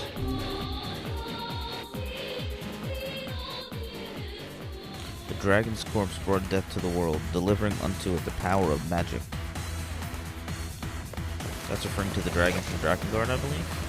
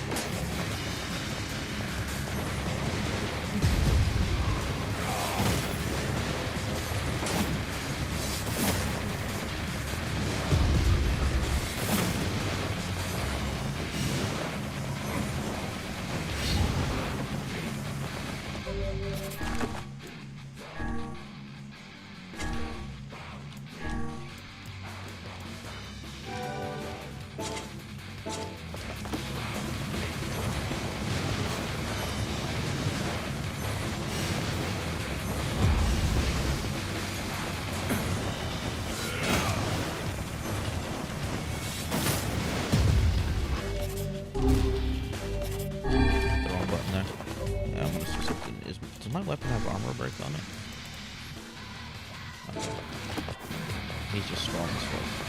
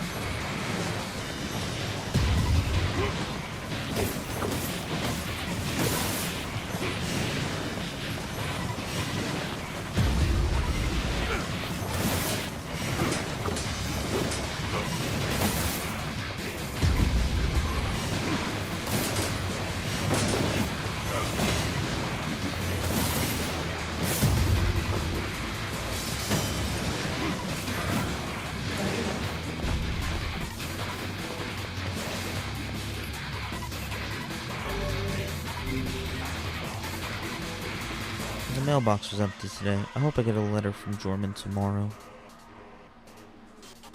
The black sickness stains the future. They journey to return to soulless vessels.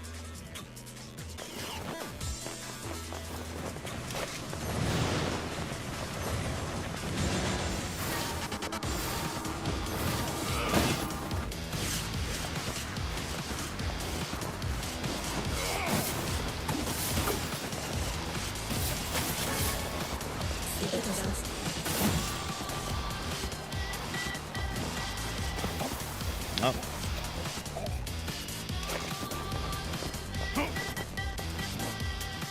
God damn it.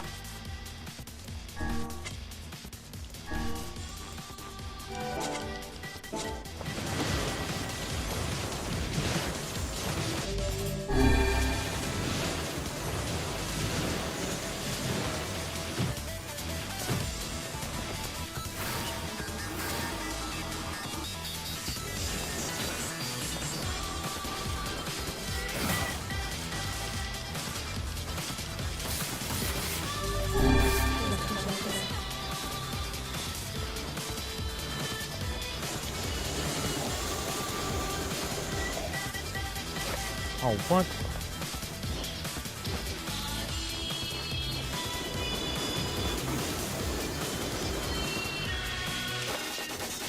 Probably if actually land on that rock or something, so like it'll probably land it out.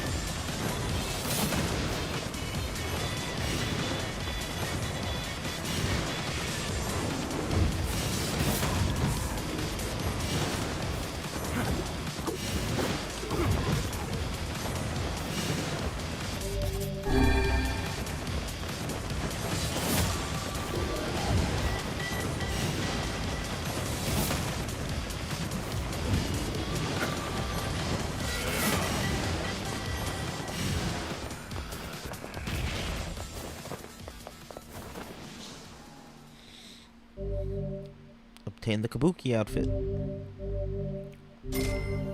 1,000 experience points. Medical herbs.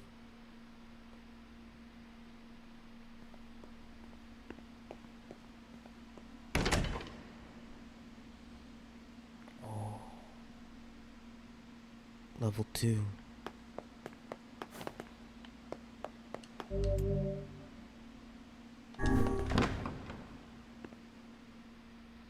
Jorman and Weiss are always together. He says even though they argue a lot, they're actually good friends. I wish I could travel with Jorman sometimes. The apocalypse divided the world in two. One that knows not day, and one which has never seen the night.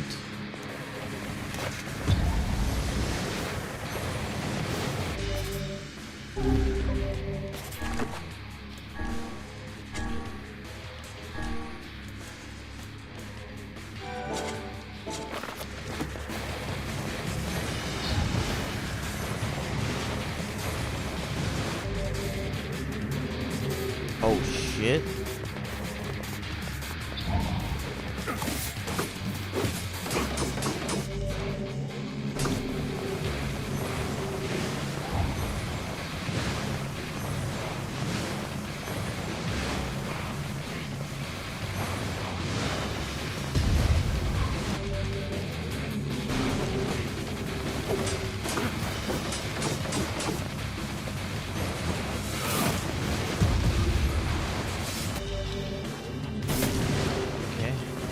Waiting.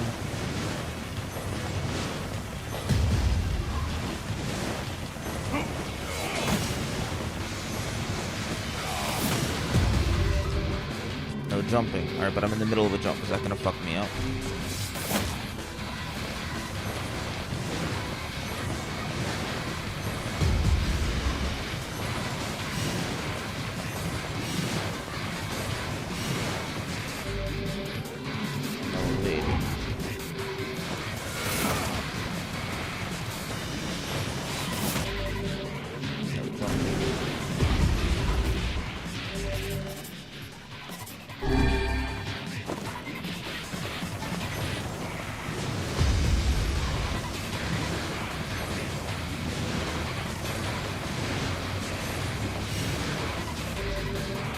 Defending.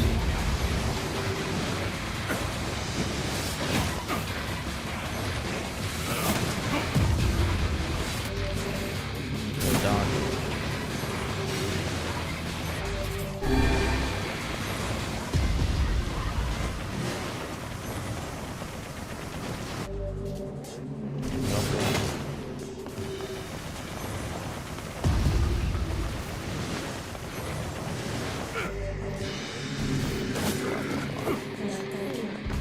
Please don't let me make me do this again. That sucks. I don't like that.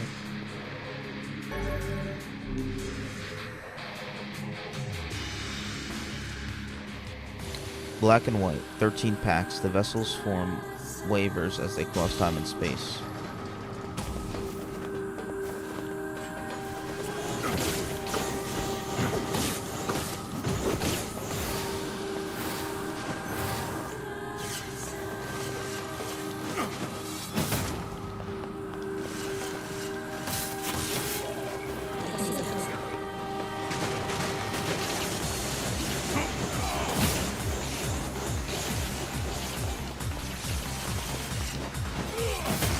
Do we get a Dreaded Automatons remix right now? That's fucking sick.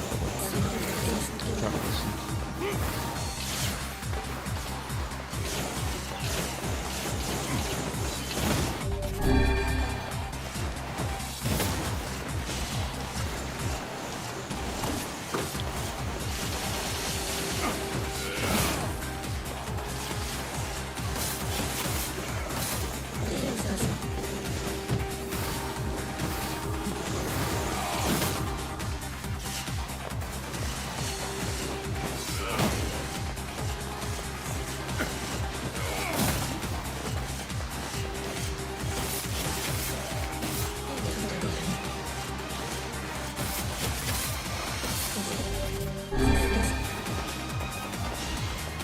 It's just the regular song remix.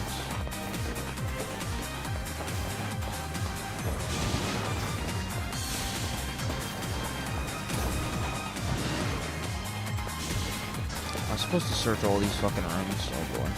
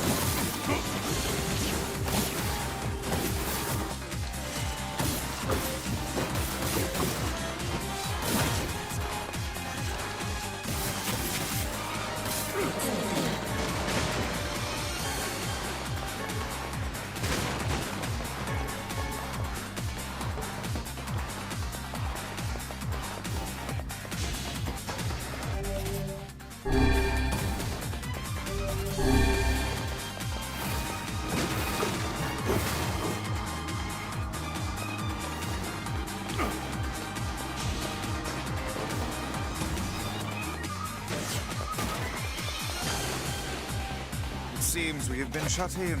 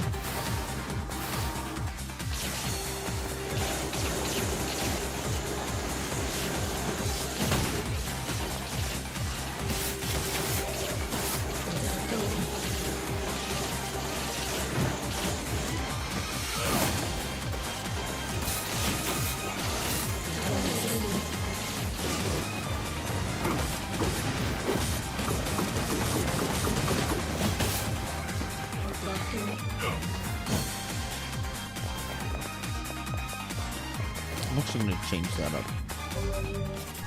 Let's do... Put Paralyze back on my Dark Blast.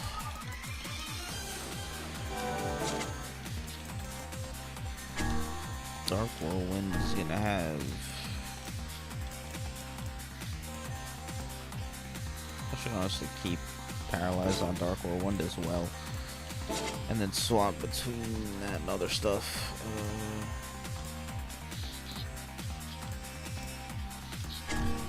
Phantasm.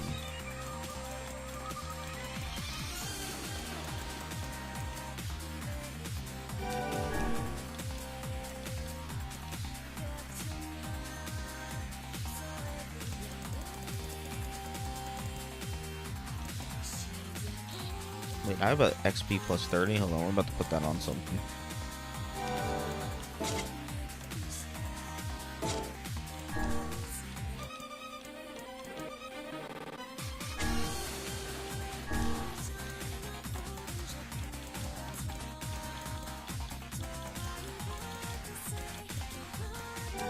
Alright, let's level up real fast while we're killing everything.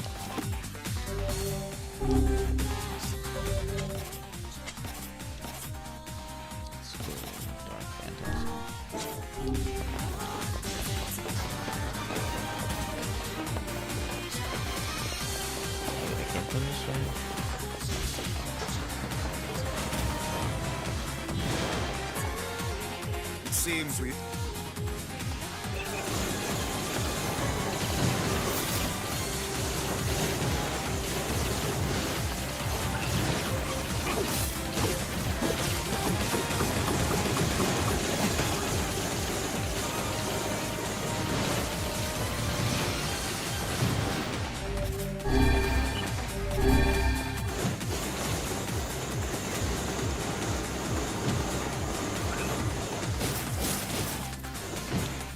I mean, it's cool, but overall useless.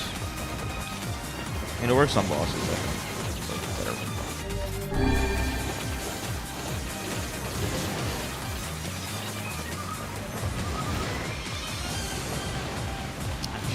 See, this wouldn't be too bad if I were to... Okay, hold on, you know what? Let's do Dark Whirlwinds.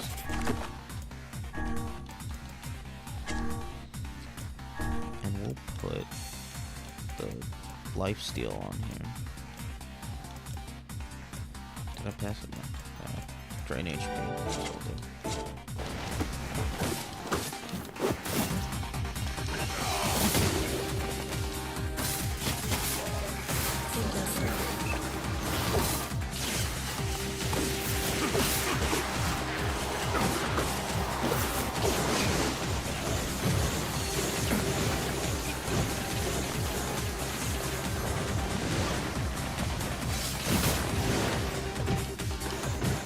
Oh fuck, I forgot how useful Dark Whirlwind is for blocking this stuff.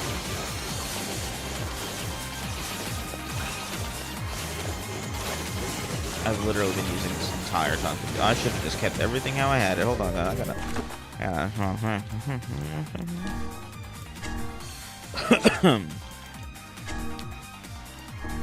Just put that exactly how I had it. Hey, what up, Sefka?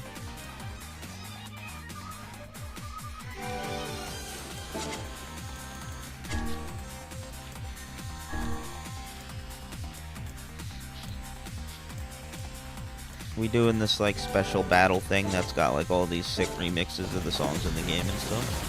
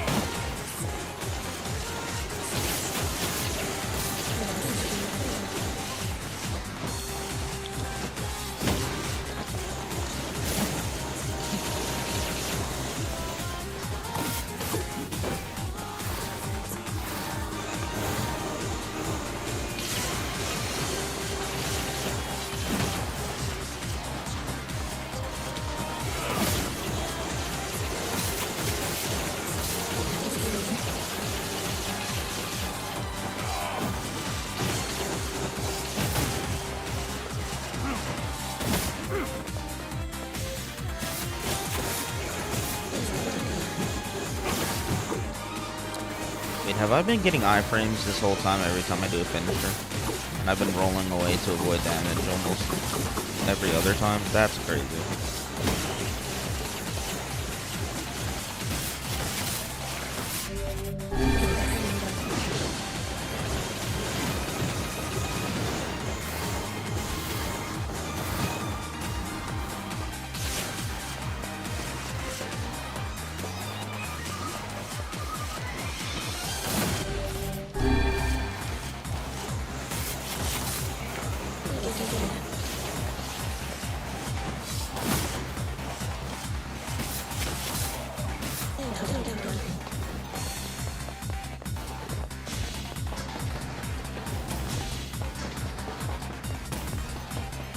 Boss fight down? It seems we have been shut in.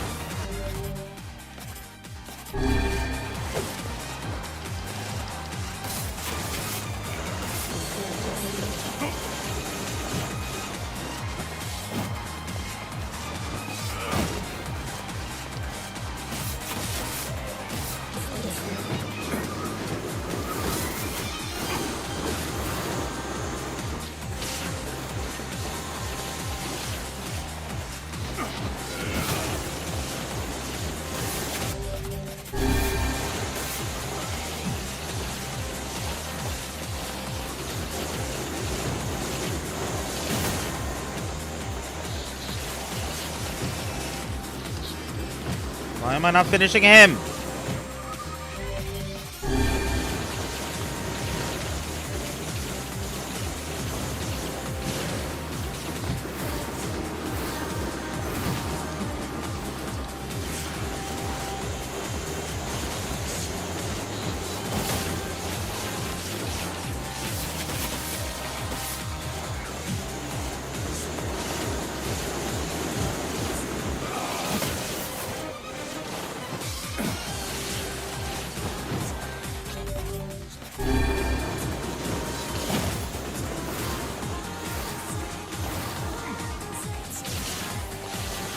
Fuck that guy, dude. He's like running away. Oh yeah, you can't get my bubbles are unbreakable by your magic.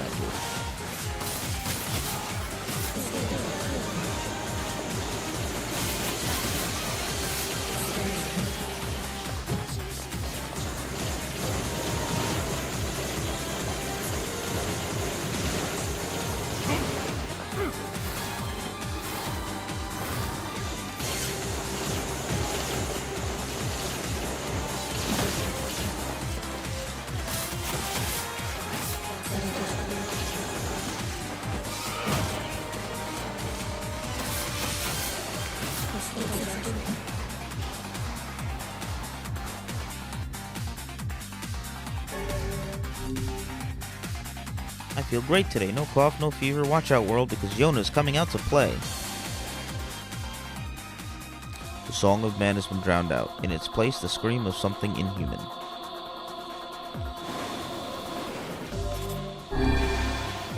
Oh, fuck.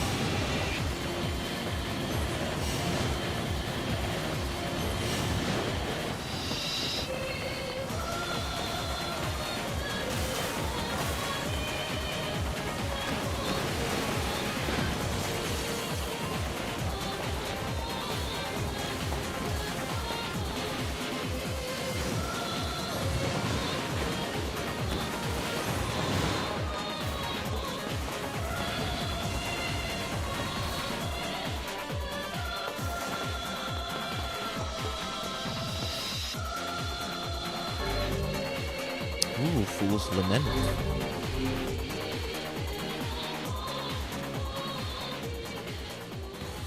The sky falls with the dragon.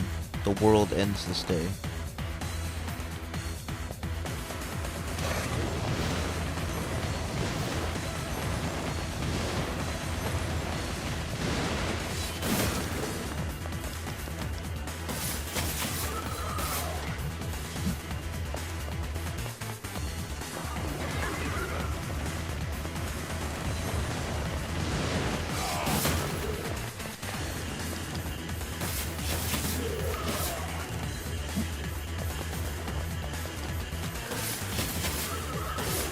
Oh, I thought that instant killed him. I just realized it doesn't necessarily.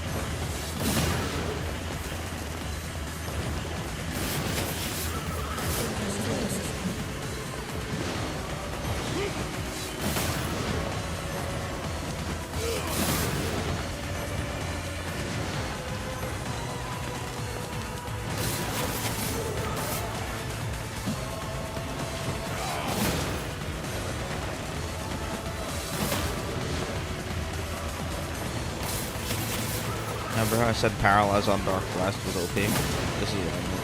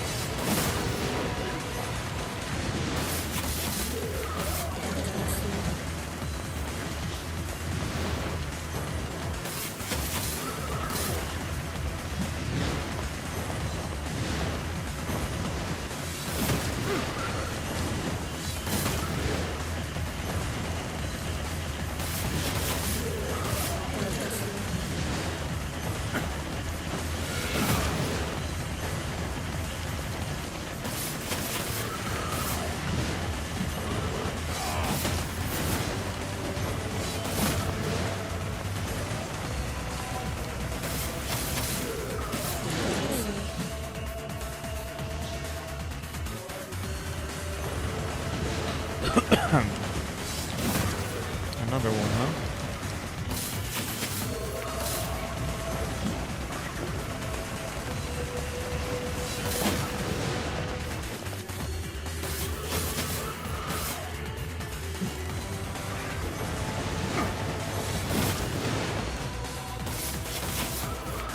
I just realized this is a basketball court. I mean, I was noticing it, but I just, like, realized.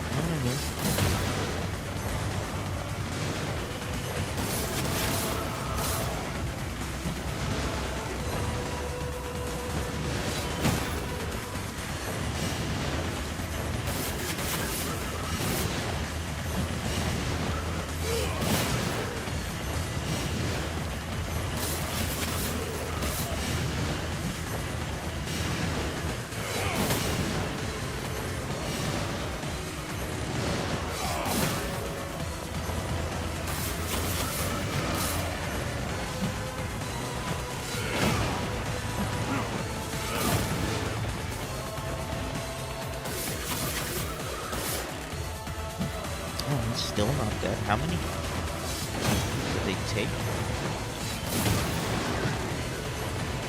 Is it 5? 5 downs to kill him? Nope, that was 6, I think.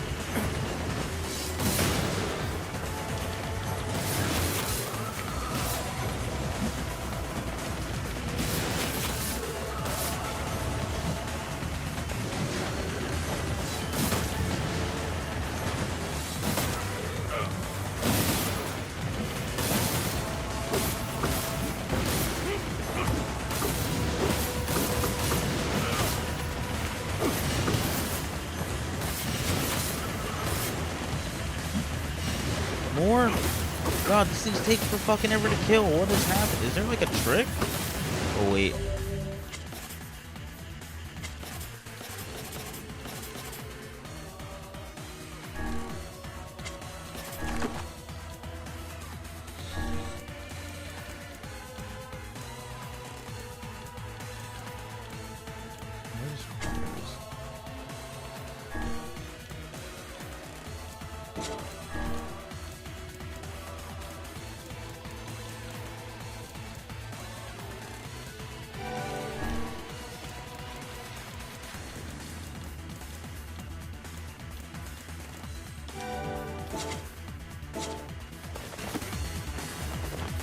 Alright, boys. Let's try this. I'm also dumb because I forgot I had all this shit.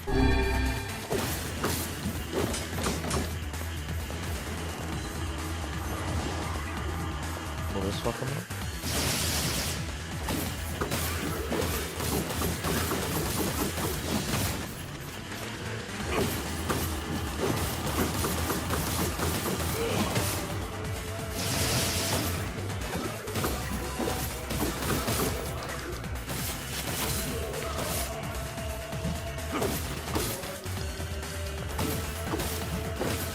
I got the fucking strength drop on, bro.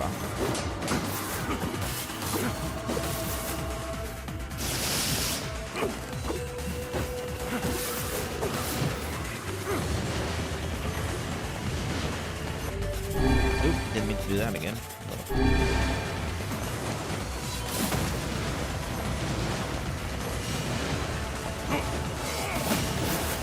Alright, let's hit him with that.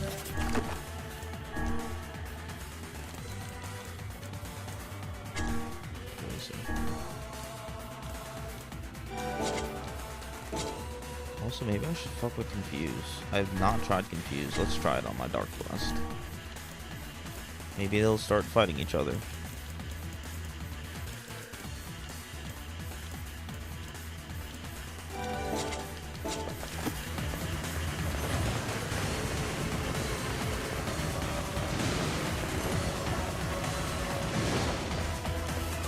Okay, he's confused.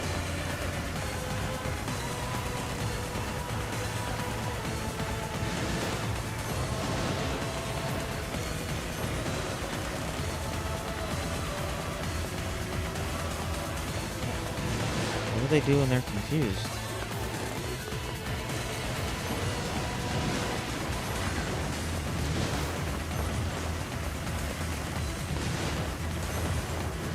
Do they fight each other?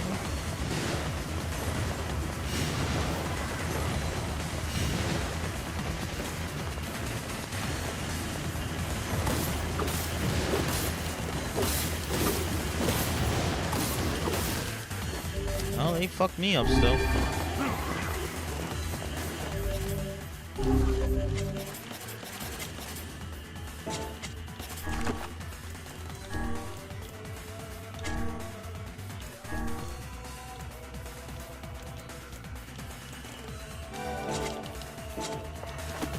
Oh wait, I didn't mean to put poison on my... Fuck, I'm done. Alright, I'm done. Well, paralyzed back on here.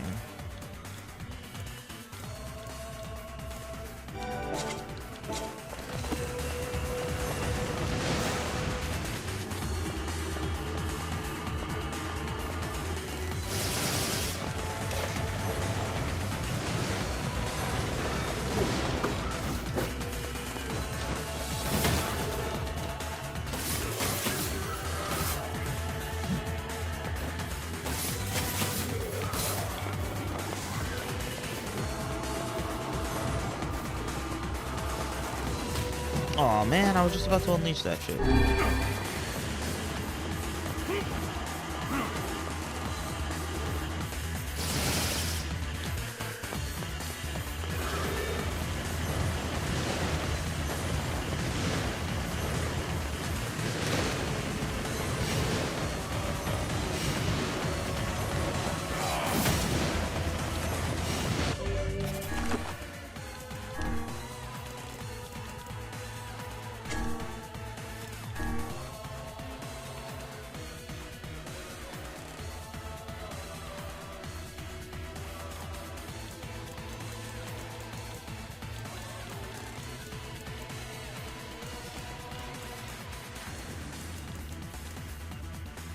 Yeah, now there's nothing else I can even really bother putting on my weapon.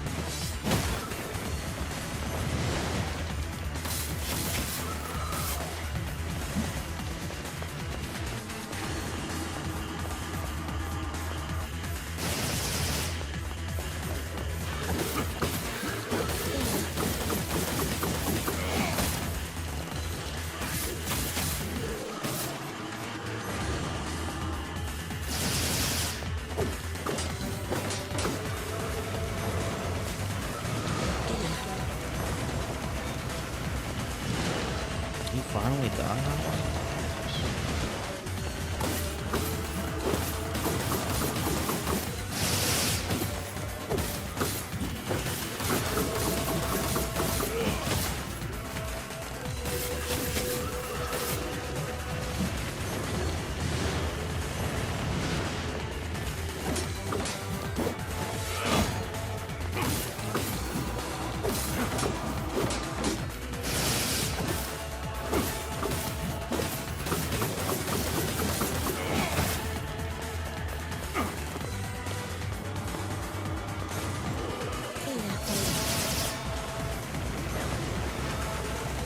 Yeah, the poison definitely helps.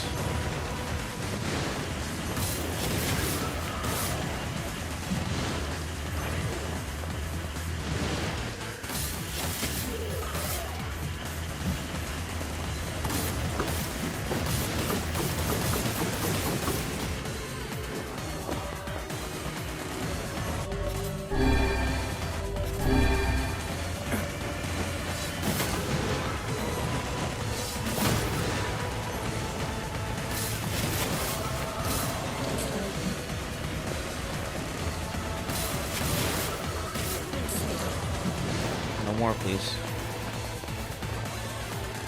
Oof.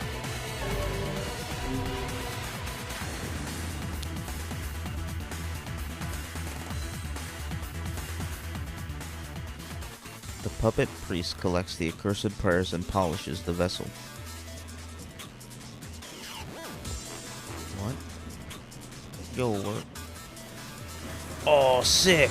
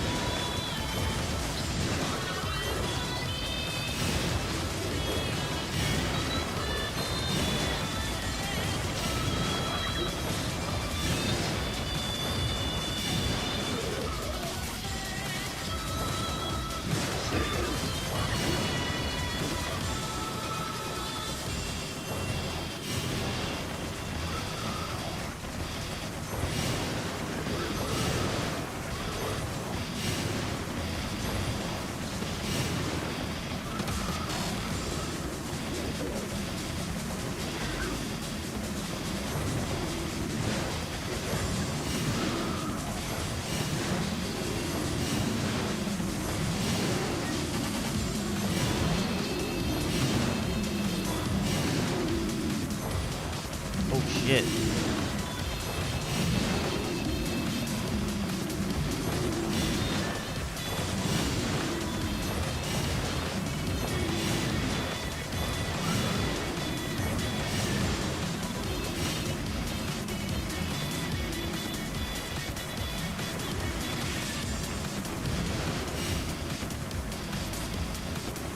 Oh, did we get that last guy all the way over there? No!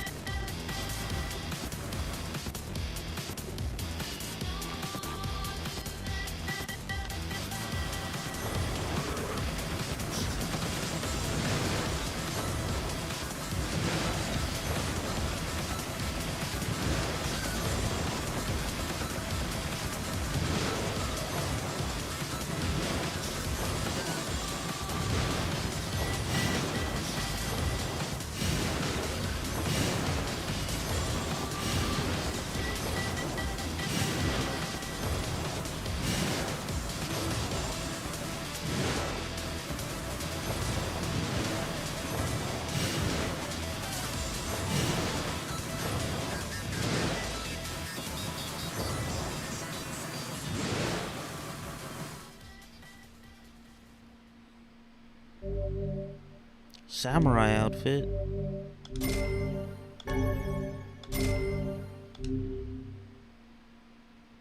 Okay, hold on. Let's go back to the menu real quick and change our outfit up. Actually, I don't know if it'll show here with him, but... Is this the last floor? Or are there going to be more? My word. Something wrong? I feel as if I've just awoken from a most unpleasant dream. I know what you mean. That happens to me whenever I read it.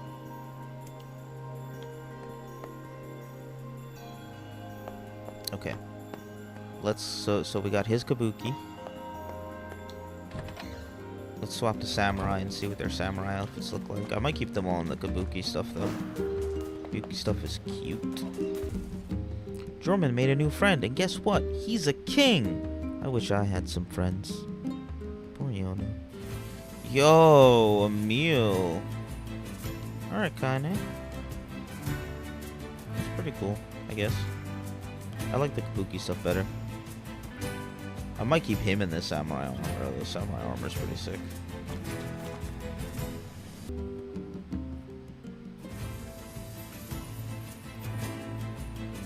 Oh, she looks cute in 2B's outfit.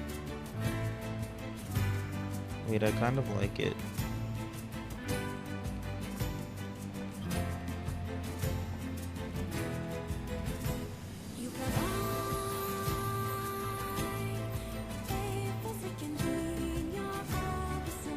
Yep. Yep.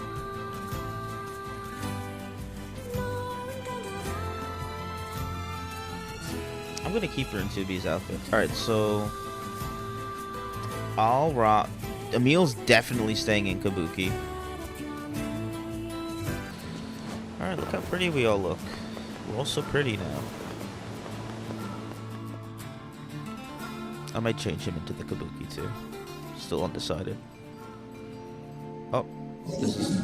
See, now we get some insight into what the Shades were thinking. So he said, Hansel, what do you want? Go away, dirty, defective swine. I'm not like you. I'm different.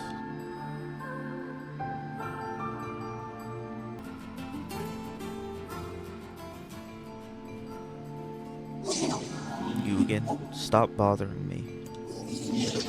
Little Marvice has been taken away. Hansel is dead. There's no reason for me to exist anymore. My life is over. Just leave me alone.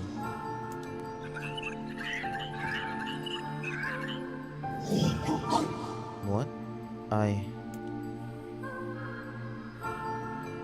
Yeah, this game makes you start to feel bad for killing all the bosses that you killed. Ain't you excited, sunshine? Oh, now we get to hear finally turn get around. to bathe in blood. Don't talk to me. I want to kill so bad I can barely stand it.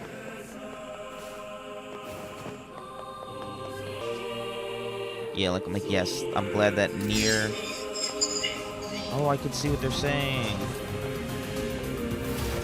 What's with these guys? Certainly not your garden variety, Shades. Their Oh, bodies aren't fully functional. Say, I've heard of this. A cursed area where incomplete shades gather.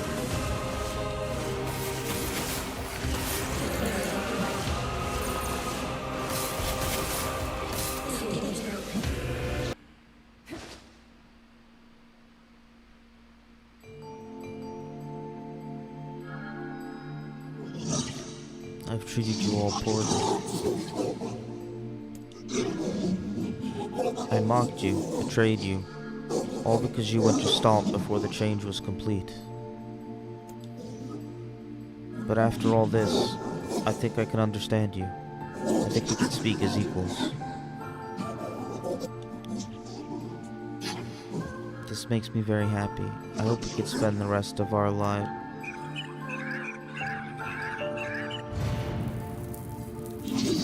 What was that?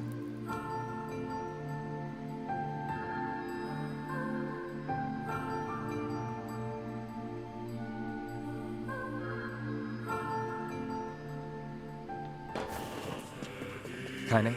Emil? Look, from now on, I'm going to sleep outside with you. Why? I can't accept that you aren't allowed in the village. It's stupid. So you're staging a protest? Fun. Don't waste your time. But it just feels wrong. Well, that's really nice of you, but you still don't have to stay out here with us. Emil. You got a super important mission. You can't sleep out in the rain. What if you catch a cold? Besides, I like camping with Kaine. Sometimes we sit around the fire and tell stories, or roast... Neil, that's enough. I got a fucking image to maintain. And so now that conversation makes sense, which is really cute.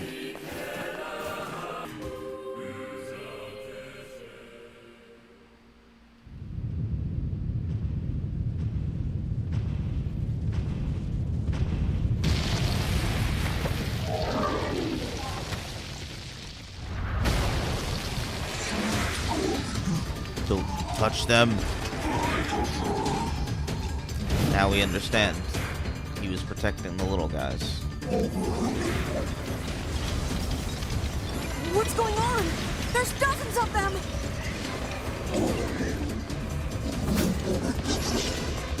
Oh, he's warning the little guys. These are creatures of the darkness. Lure them to the light. Pathetic to the end, I see. Aim for that statue. It's the leader. Oh, it is I who rely on them. I can't read that while we're fighting, but...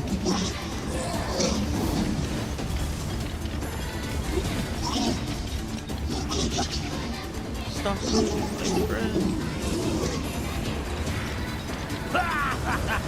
Oh, you're funny. I'm gonna start crying here.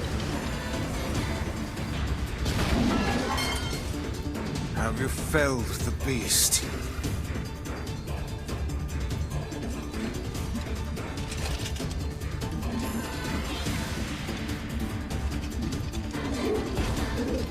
Those are my friends.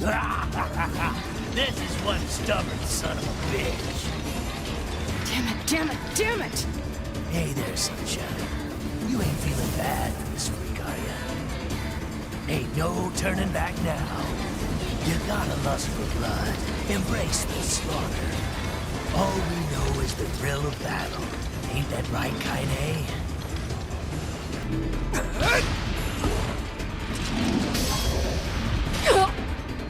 Oh, that's right. Kaine!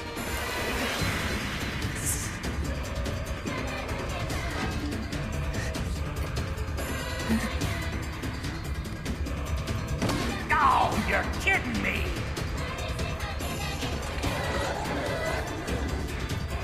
Kaine!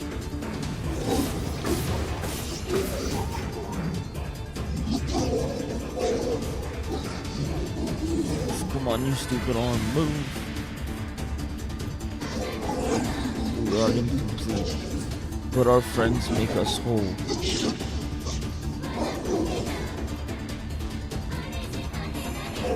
We are mocked, abused, and hated, but our friends keep us strong.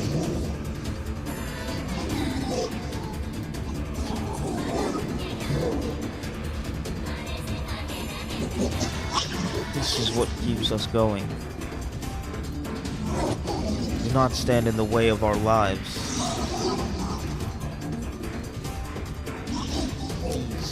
Those are my friends. Come on, move. Move. Alright, here we have it.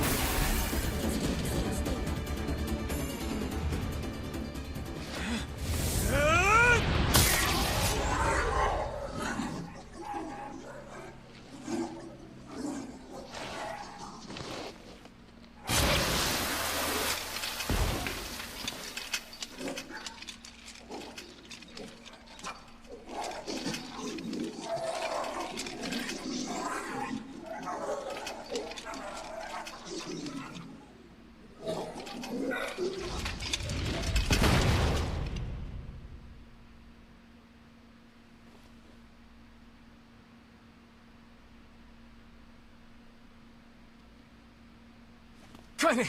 Are you alright? Kaine! Still a stupid question. I fear there is little we can do for her. No! Kaine!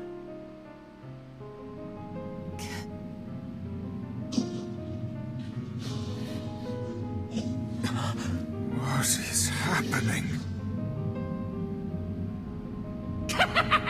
It's all over for you, sunshine. Kaine! Kaine!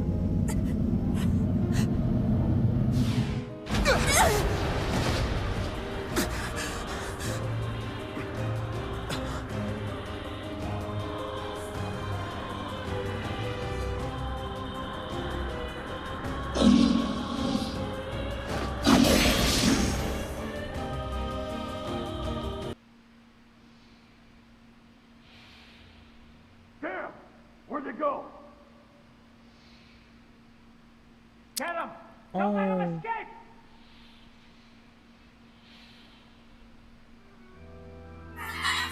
Are we gonna die, Mom? My child. I see something over there!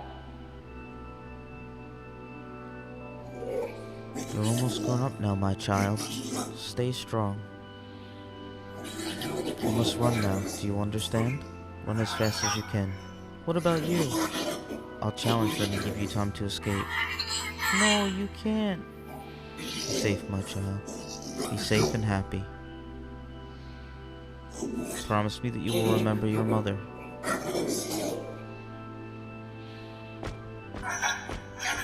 Mom, wait, let's go together. Mom! Here! They're in here!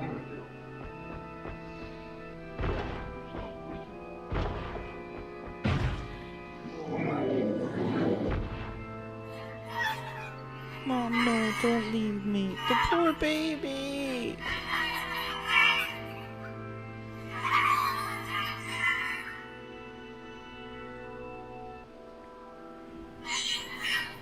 Mom, why?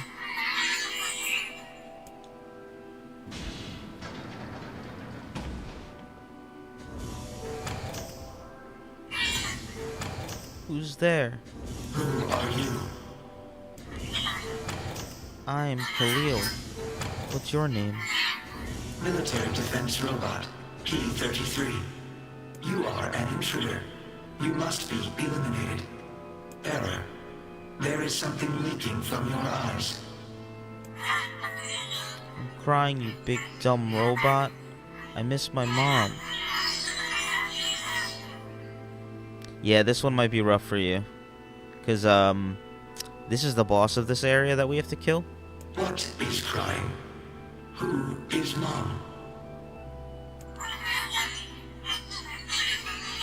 It doesn't matter. I can't see her ever again because she's dead. My creator is also dead. He perished hundreds of years ago. Hundreds of years ago? Really? 874 years, 10 months, 14 days, 4 hours, and 43 minutes. 44 minutes. Aren't you lonely? I am incapable of being lonely, or missing others, or crying. I'm crying because I don't want to die. You will die. If the humans catch me, they're gonna kill me. Why will they kill you? Sniff. Oh. I will not permit the humans to kill Khalil. Military defense robot P-33 will protect you. P-33 is charged with defending others. P-33 will defend Khalil. Oh, hooray.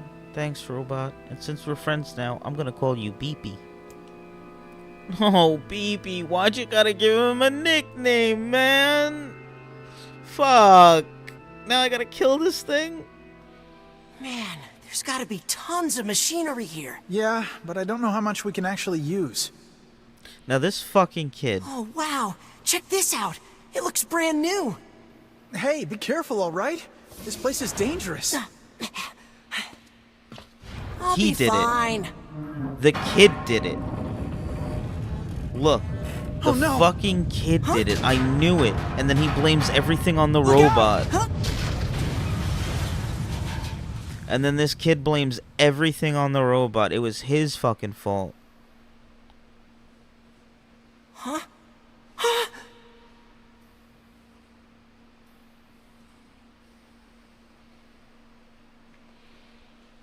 Jacob? Oh God, this can't be happening. Jacob! Jacob! No!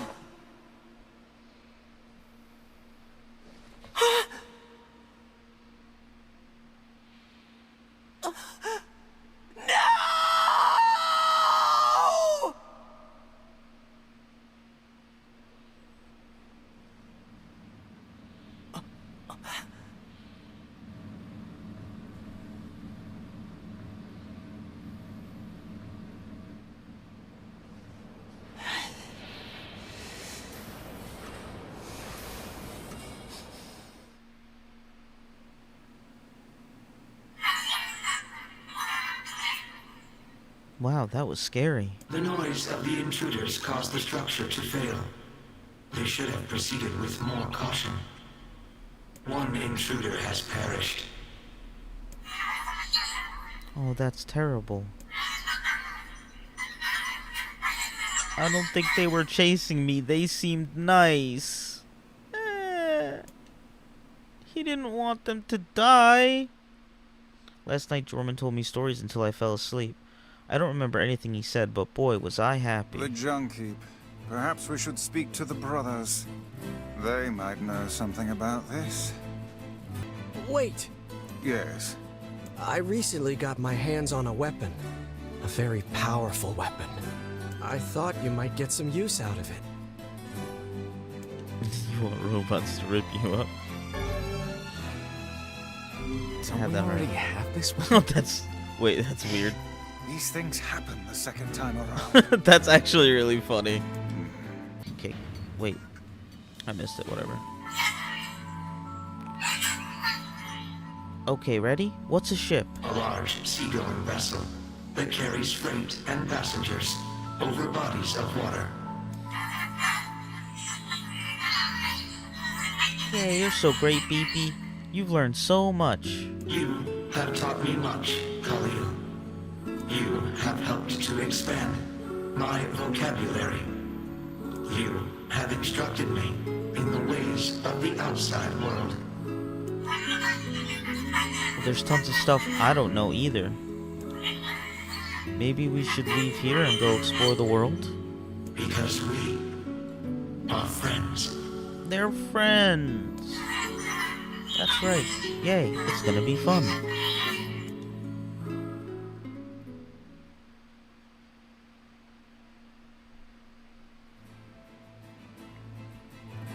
I know. Made it rough.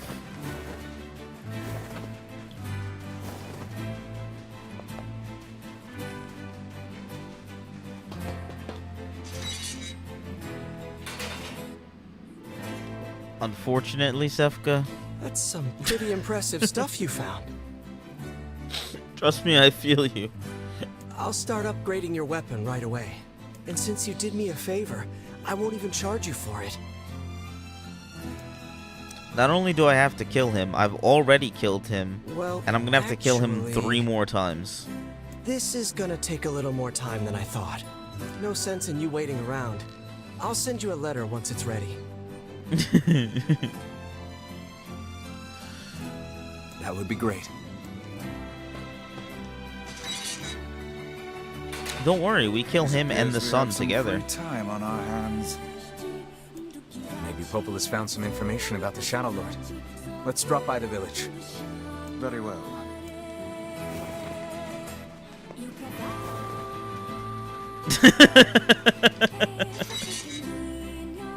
No, it isn't. This game is fucked up. It's like, hey, you know how, like, you did all this stuff already? Now we're gonna show you what you were really doing. Do you feel bad? Too bad, you're gonna have to do it again. Aren't you glad to be going back home, Kaine? Home? The place is a shithole. Don't be so nervous, Kaine. We'll protect you. I got me taken care of. Worry about protecting yourself. Yeah, that's why the sad music is Kaine and her stuff.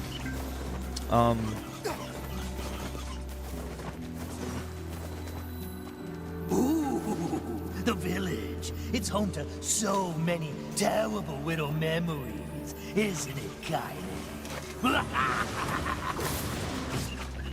Shut up, shut up, shut up! We do not desire. We do not desire needless conflict. If we can continue to live with humans, then we can continue to live peacefully. But that young man will come. Yes, the young man will come. He will kill us all. Women and children included. What should we do? What can we do? Ah, I've heard the rumors. Here to hunt shades, are you? Indeed. Our aim is to defeat every last one. Oh, so wait, maybe the Shades were just trying to live here peacefully as humans. Every last one? Everyone? Everyone. And then they hear me be like, yeah, no, we're gonna kill every fucking Shade. You guys sure are taking your goddamn time. 1,000. We were distracted by the local welcoming party. Want some help? A carnival of murder? I love it. Yeah. Kaine, the villagers are possessed! But not all of them. Some are still human, so be careful.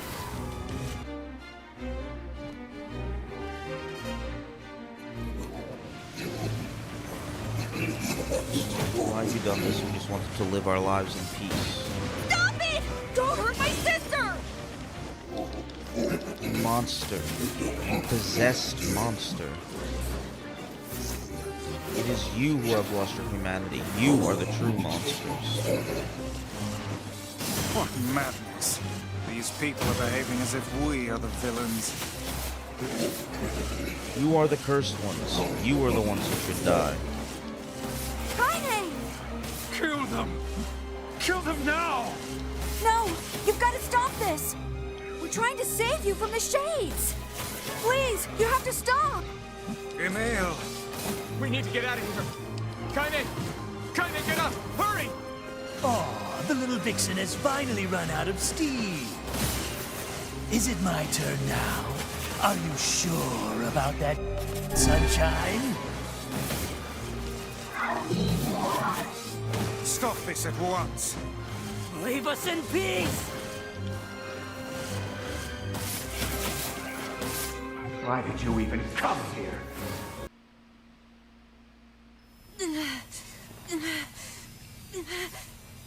Emil! Emil, wait!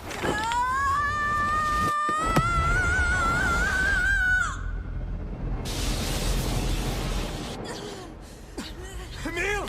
He's gone. His instincts have taken hold. The ultimate weapon is being deployed. Ah, fuck. This ain't good, Sunshine.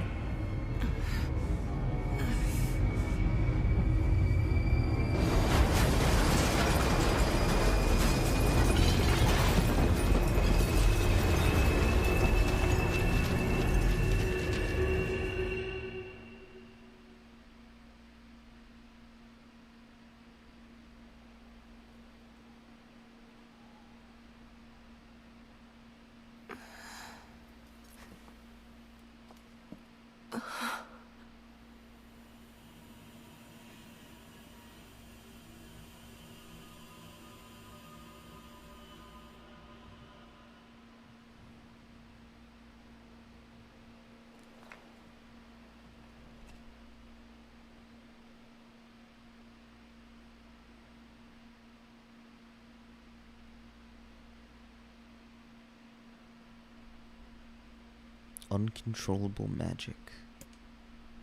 I have to protect the people I love. That was my only thought as I unleashed a magic powerful enough to destroy not only the Shade, but everyone else as well. All of them.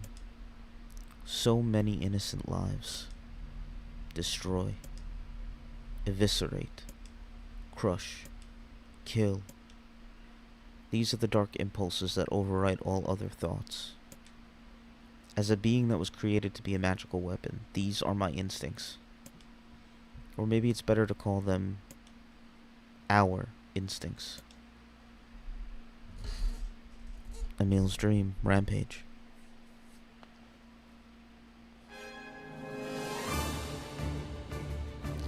A klaxon sounds from deep within the bowels of the laboratory. Thick metal shutters drop down, sealing off the room with a series of dull metal thuds. Abort the experiment. Number 6 is out of control. Everyone get out of here now. Get out of it. The researcher's words are abruptly cut off as a massive hand materializes out of the gloom and lifts him high into the air. The researcher begins to scream. He screams and screams, the sounds echoing off the walls of the laboratory, until the hand squeezes down, coating the room in a deep crimson hue. The rest of his colleagues stand in silence, mouths open, unable to process what they have just seen. Then a female scientist takes a step back and lets fly with a heartbreaking wail. But this is a terrible mistake, for the sound of her cries suddenly brings forth a monster in all of its terrible glory.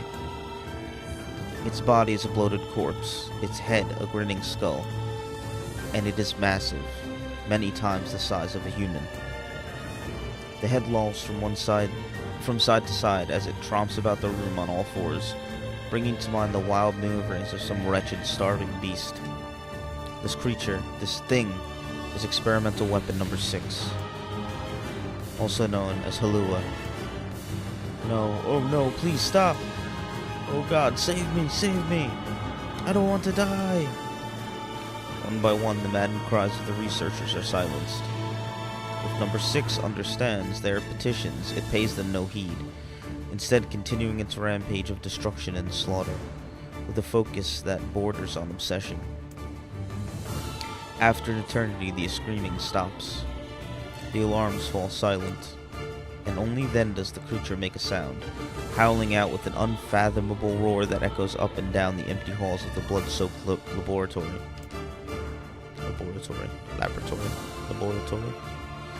It's a sound that curses those who had dared bring such evil into the world, and yet one that also seems to be pleading for help.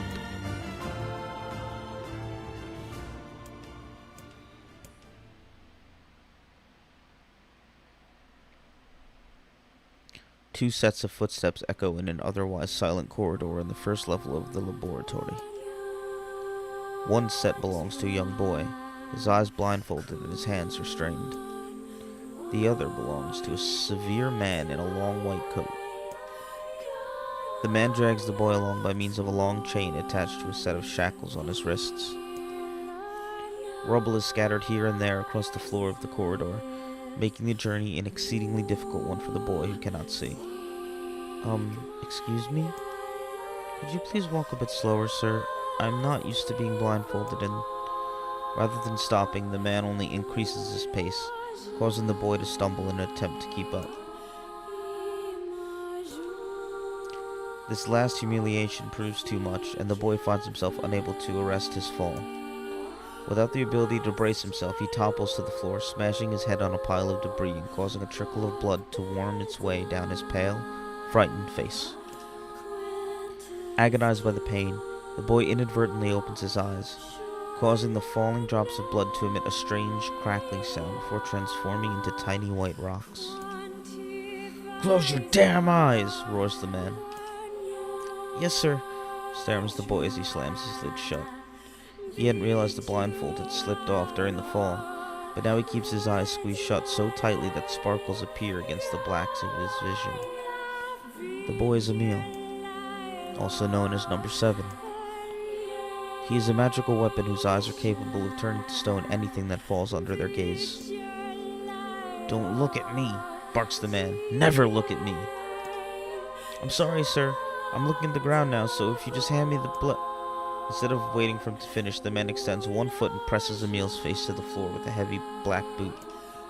Sir, stop. You're hurting me. I told you to keep your eyes and your mouth shut, so do it. The man knows this boy, this weapon, could wipe him out with a single glance, and yet subduing him in this way gives him a sense of relief. After making certain the boy is sufficiently cowed, the man leans down, retrieves the blindfold, and knots it tightly around the boy's quivering head. Right then, on your feet, let's move.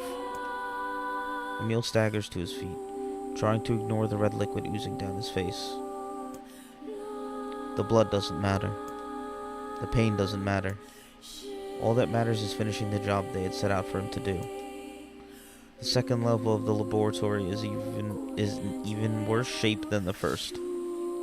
The environs are littered with rubble and rock, making the thought of a decent foothold laughable. When the man's eyes linger on a section of rubble stained a deep red, he has a sudden image of warm, gooey brownies slathered in a strawberry sauce. Wait, what? When the man's eyes linger on a section of rubble stained a deep red, he has a sudden image of warm, gooey brownies slathered in a strawberry sauce. His stomach lurches at the thought, but when he attempts to avert his eyes, they land on the remains of a human being rendered into what could only be described as paste. The man blinks. His mind goes strangely blank before attempting to determine exactly how many humans had to be sacrificed to create the scattered piles of flesh around him. After a moment, his thoughts simply cease altogether, as if his mind realizes that trying to put such a thing into form is folly. You can go the rest of the way on your own, says the man in a voice much weaker than he wishes it to be. I mean, what does it matter? You're not even human. You're a monster. With this, the man spins around and dashes back down the hall. A helpless Emil simply listens as the footsteps of his erstwhile captor fade into the distance. Emil finds himself alone in a room with the stench of death and blood. For a moment, he considers opening his eyes, but the thought of the horrors that await him quickly squashed this plan. Instead, he stands still and listens intently. Eventually, a far-off sound reaches his ears. That's the howl I heard before. Emil resumes walking, using the sound of the distant voice to guide him, almost as if it was calling him home. By the time Emil reaches the third level, he is moving on memory as much as sound. His hands and face are covered in fresh wounds from numerous falls, but every time he thinks about giving up, his mind returns to his sister. We studied together. We ate cookies together. We cried together. We laughed together. And sometimes I was the only one who got yelled at. That's why I was never lonely. Our being together allowed me to stay strong. For Emil, his sister was all he had lived for. So holding that feeling close to his chest, he presses on, one slow step after the other. Finally, Emil finds himself drawing close to a certain experimental chamber in the deepest part of the laboratory. The howl is very close now, and as he touches the switch that controls the door, he thinks about his mission. Number 6 is the ultimate weapon. She is his sister, and he must turn her to stone. The door slowly opens, revealing the massive interior of the experimentation chamber. After a few steps, Emil removes his blindfold and slowly opens his eyes. His sister lurks before him, but she looks nothing like the girl he once knew. Instead, he sees a savage beast crawling on all fours through the shredded remains of researchers.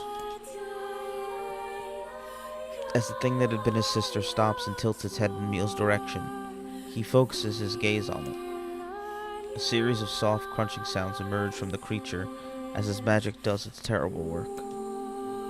First the fingers, then the hands, arms, legs, head. What little color the beast once possessed fades to a dull, ashen gray. And yet, somehow, it summons what strength remains and pulls itself toward Emil one slow, lumbering effort at a time. Wailing, the massive monstrosity closes in. Is she worried about me? Or is she coming to kill me? Emil feels prepared to accept either outcome. After all, this was his older sister, the person he loved more than anyone else in the world. Halua, The moment Emil speaks, number 6 comes to a sudden halt. Silence descends on the chamber as the siblings stare at each other. I'm sorry, Halua, but everyone says you're too powerful. They say it's too dangerous unless I seal you away. I'm so sorry. As Emil watches her body begin to turn to stone once more, number 6 simply waits in utter, perfect silence. I'm sorry. I'm sorry. I'm sorry. I'm sorry.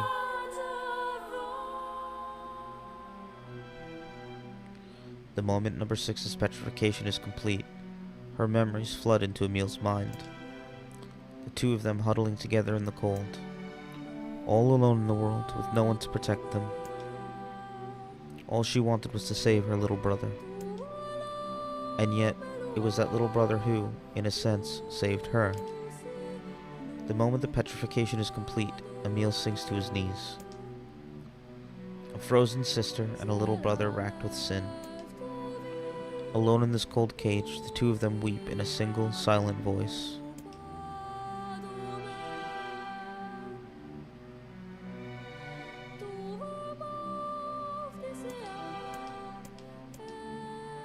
It was our combined power that destroyed the Aerie.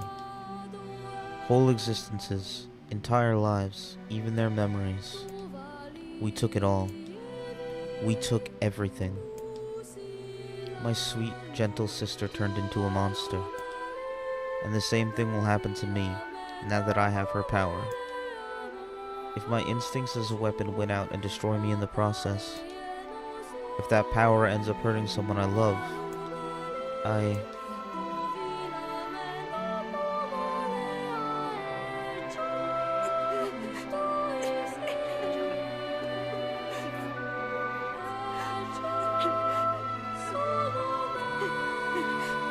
What have I done? I killed innocent people. I killed them all. But you saved us. If it wasn't for you, we'd all be dead. We owe you.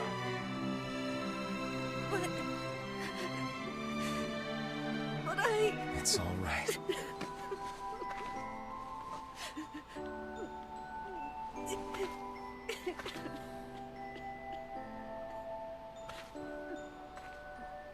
Really? Don't look back.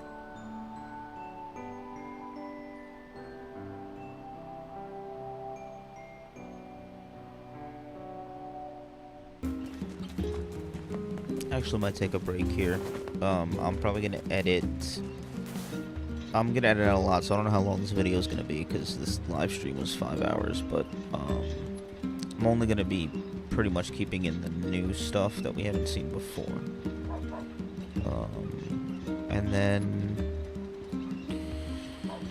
tomorrow or whenever we'll go through it all. Some more, get another ending or two. But yeah, so thanks for watching. Sefka, thanks for being here. And until next time, guys. Bye.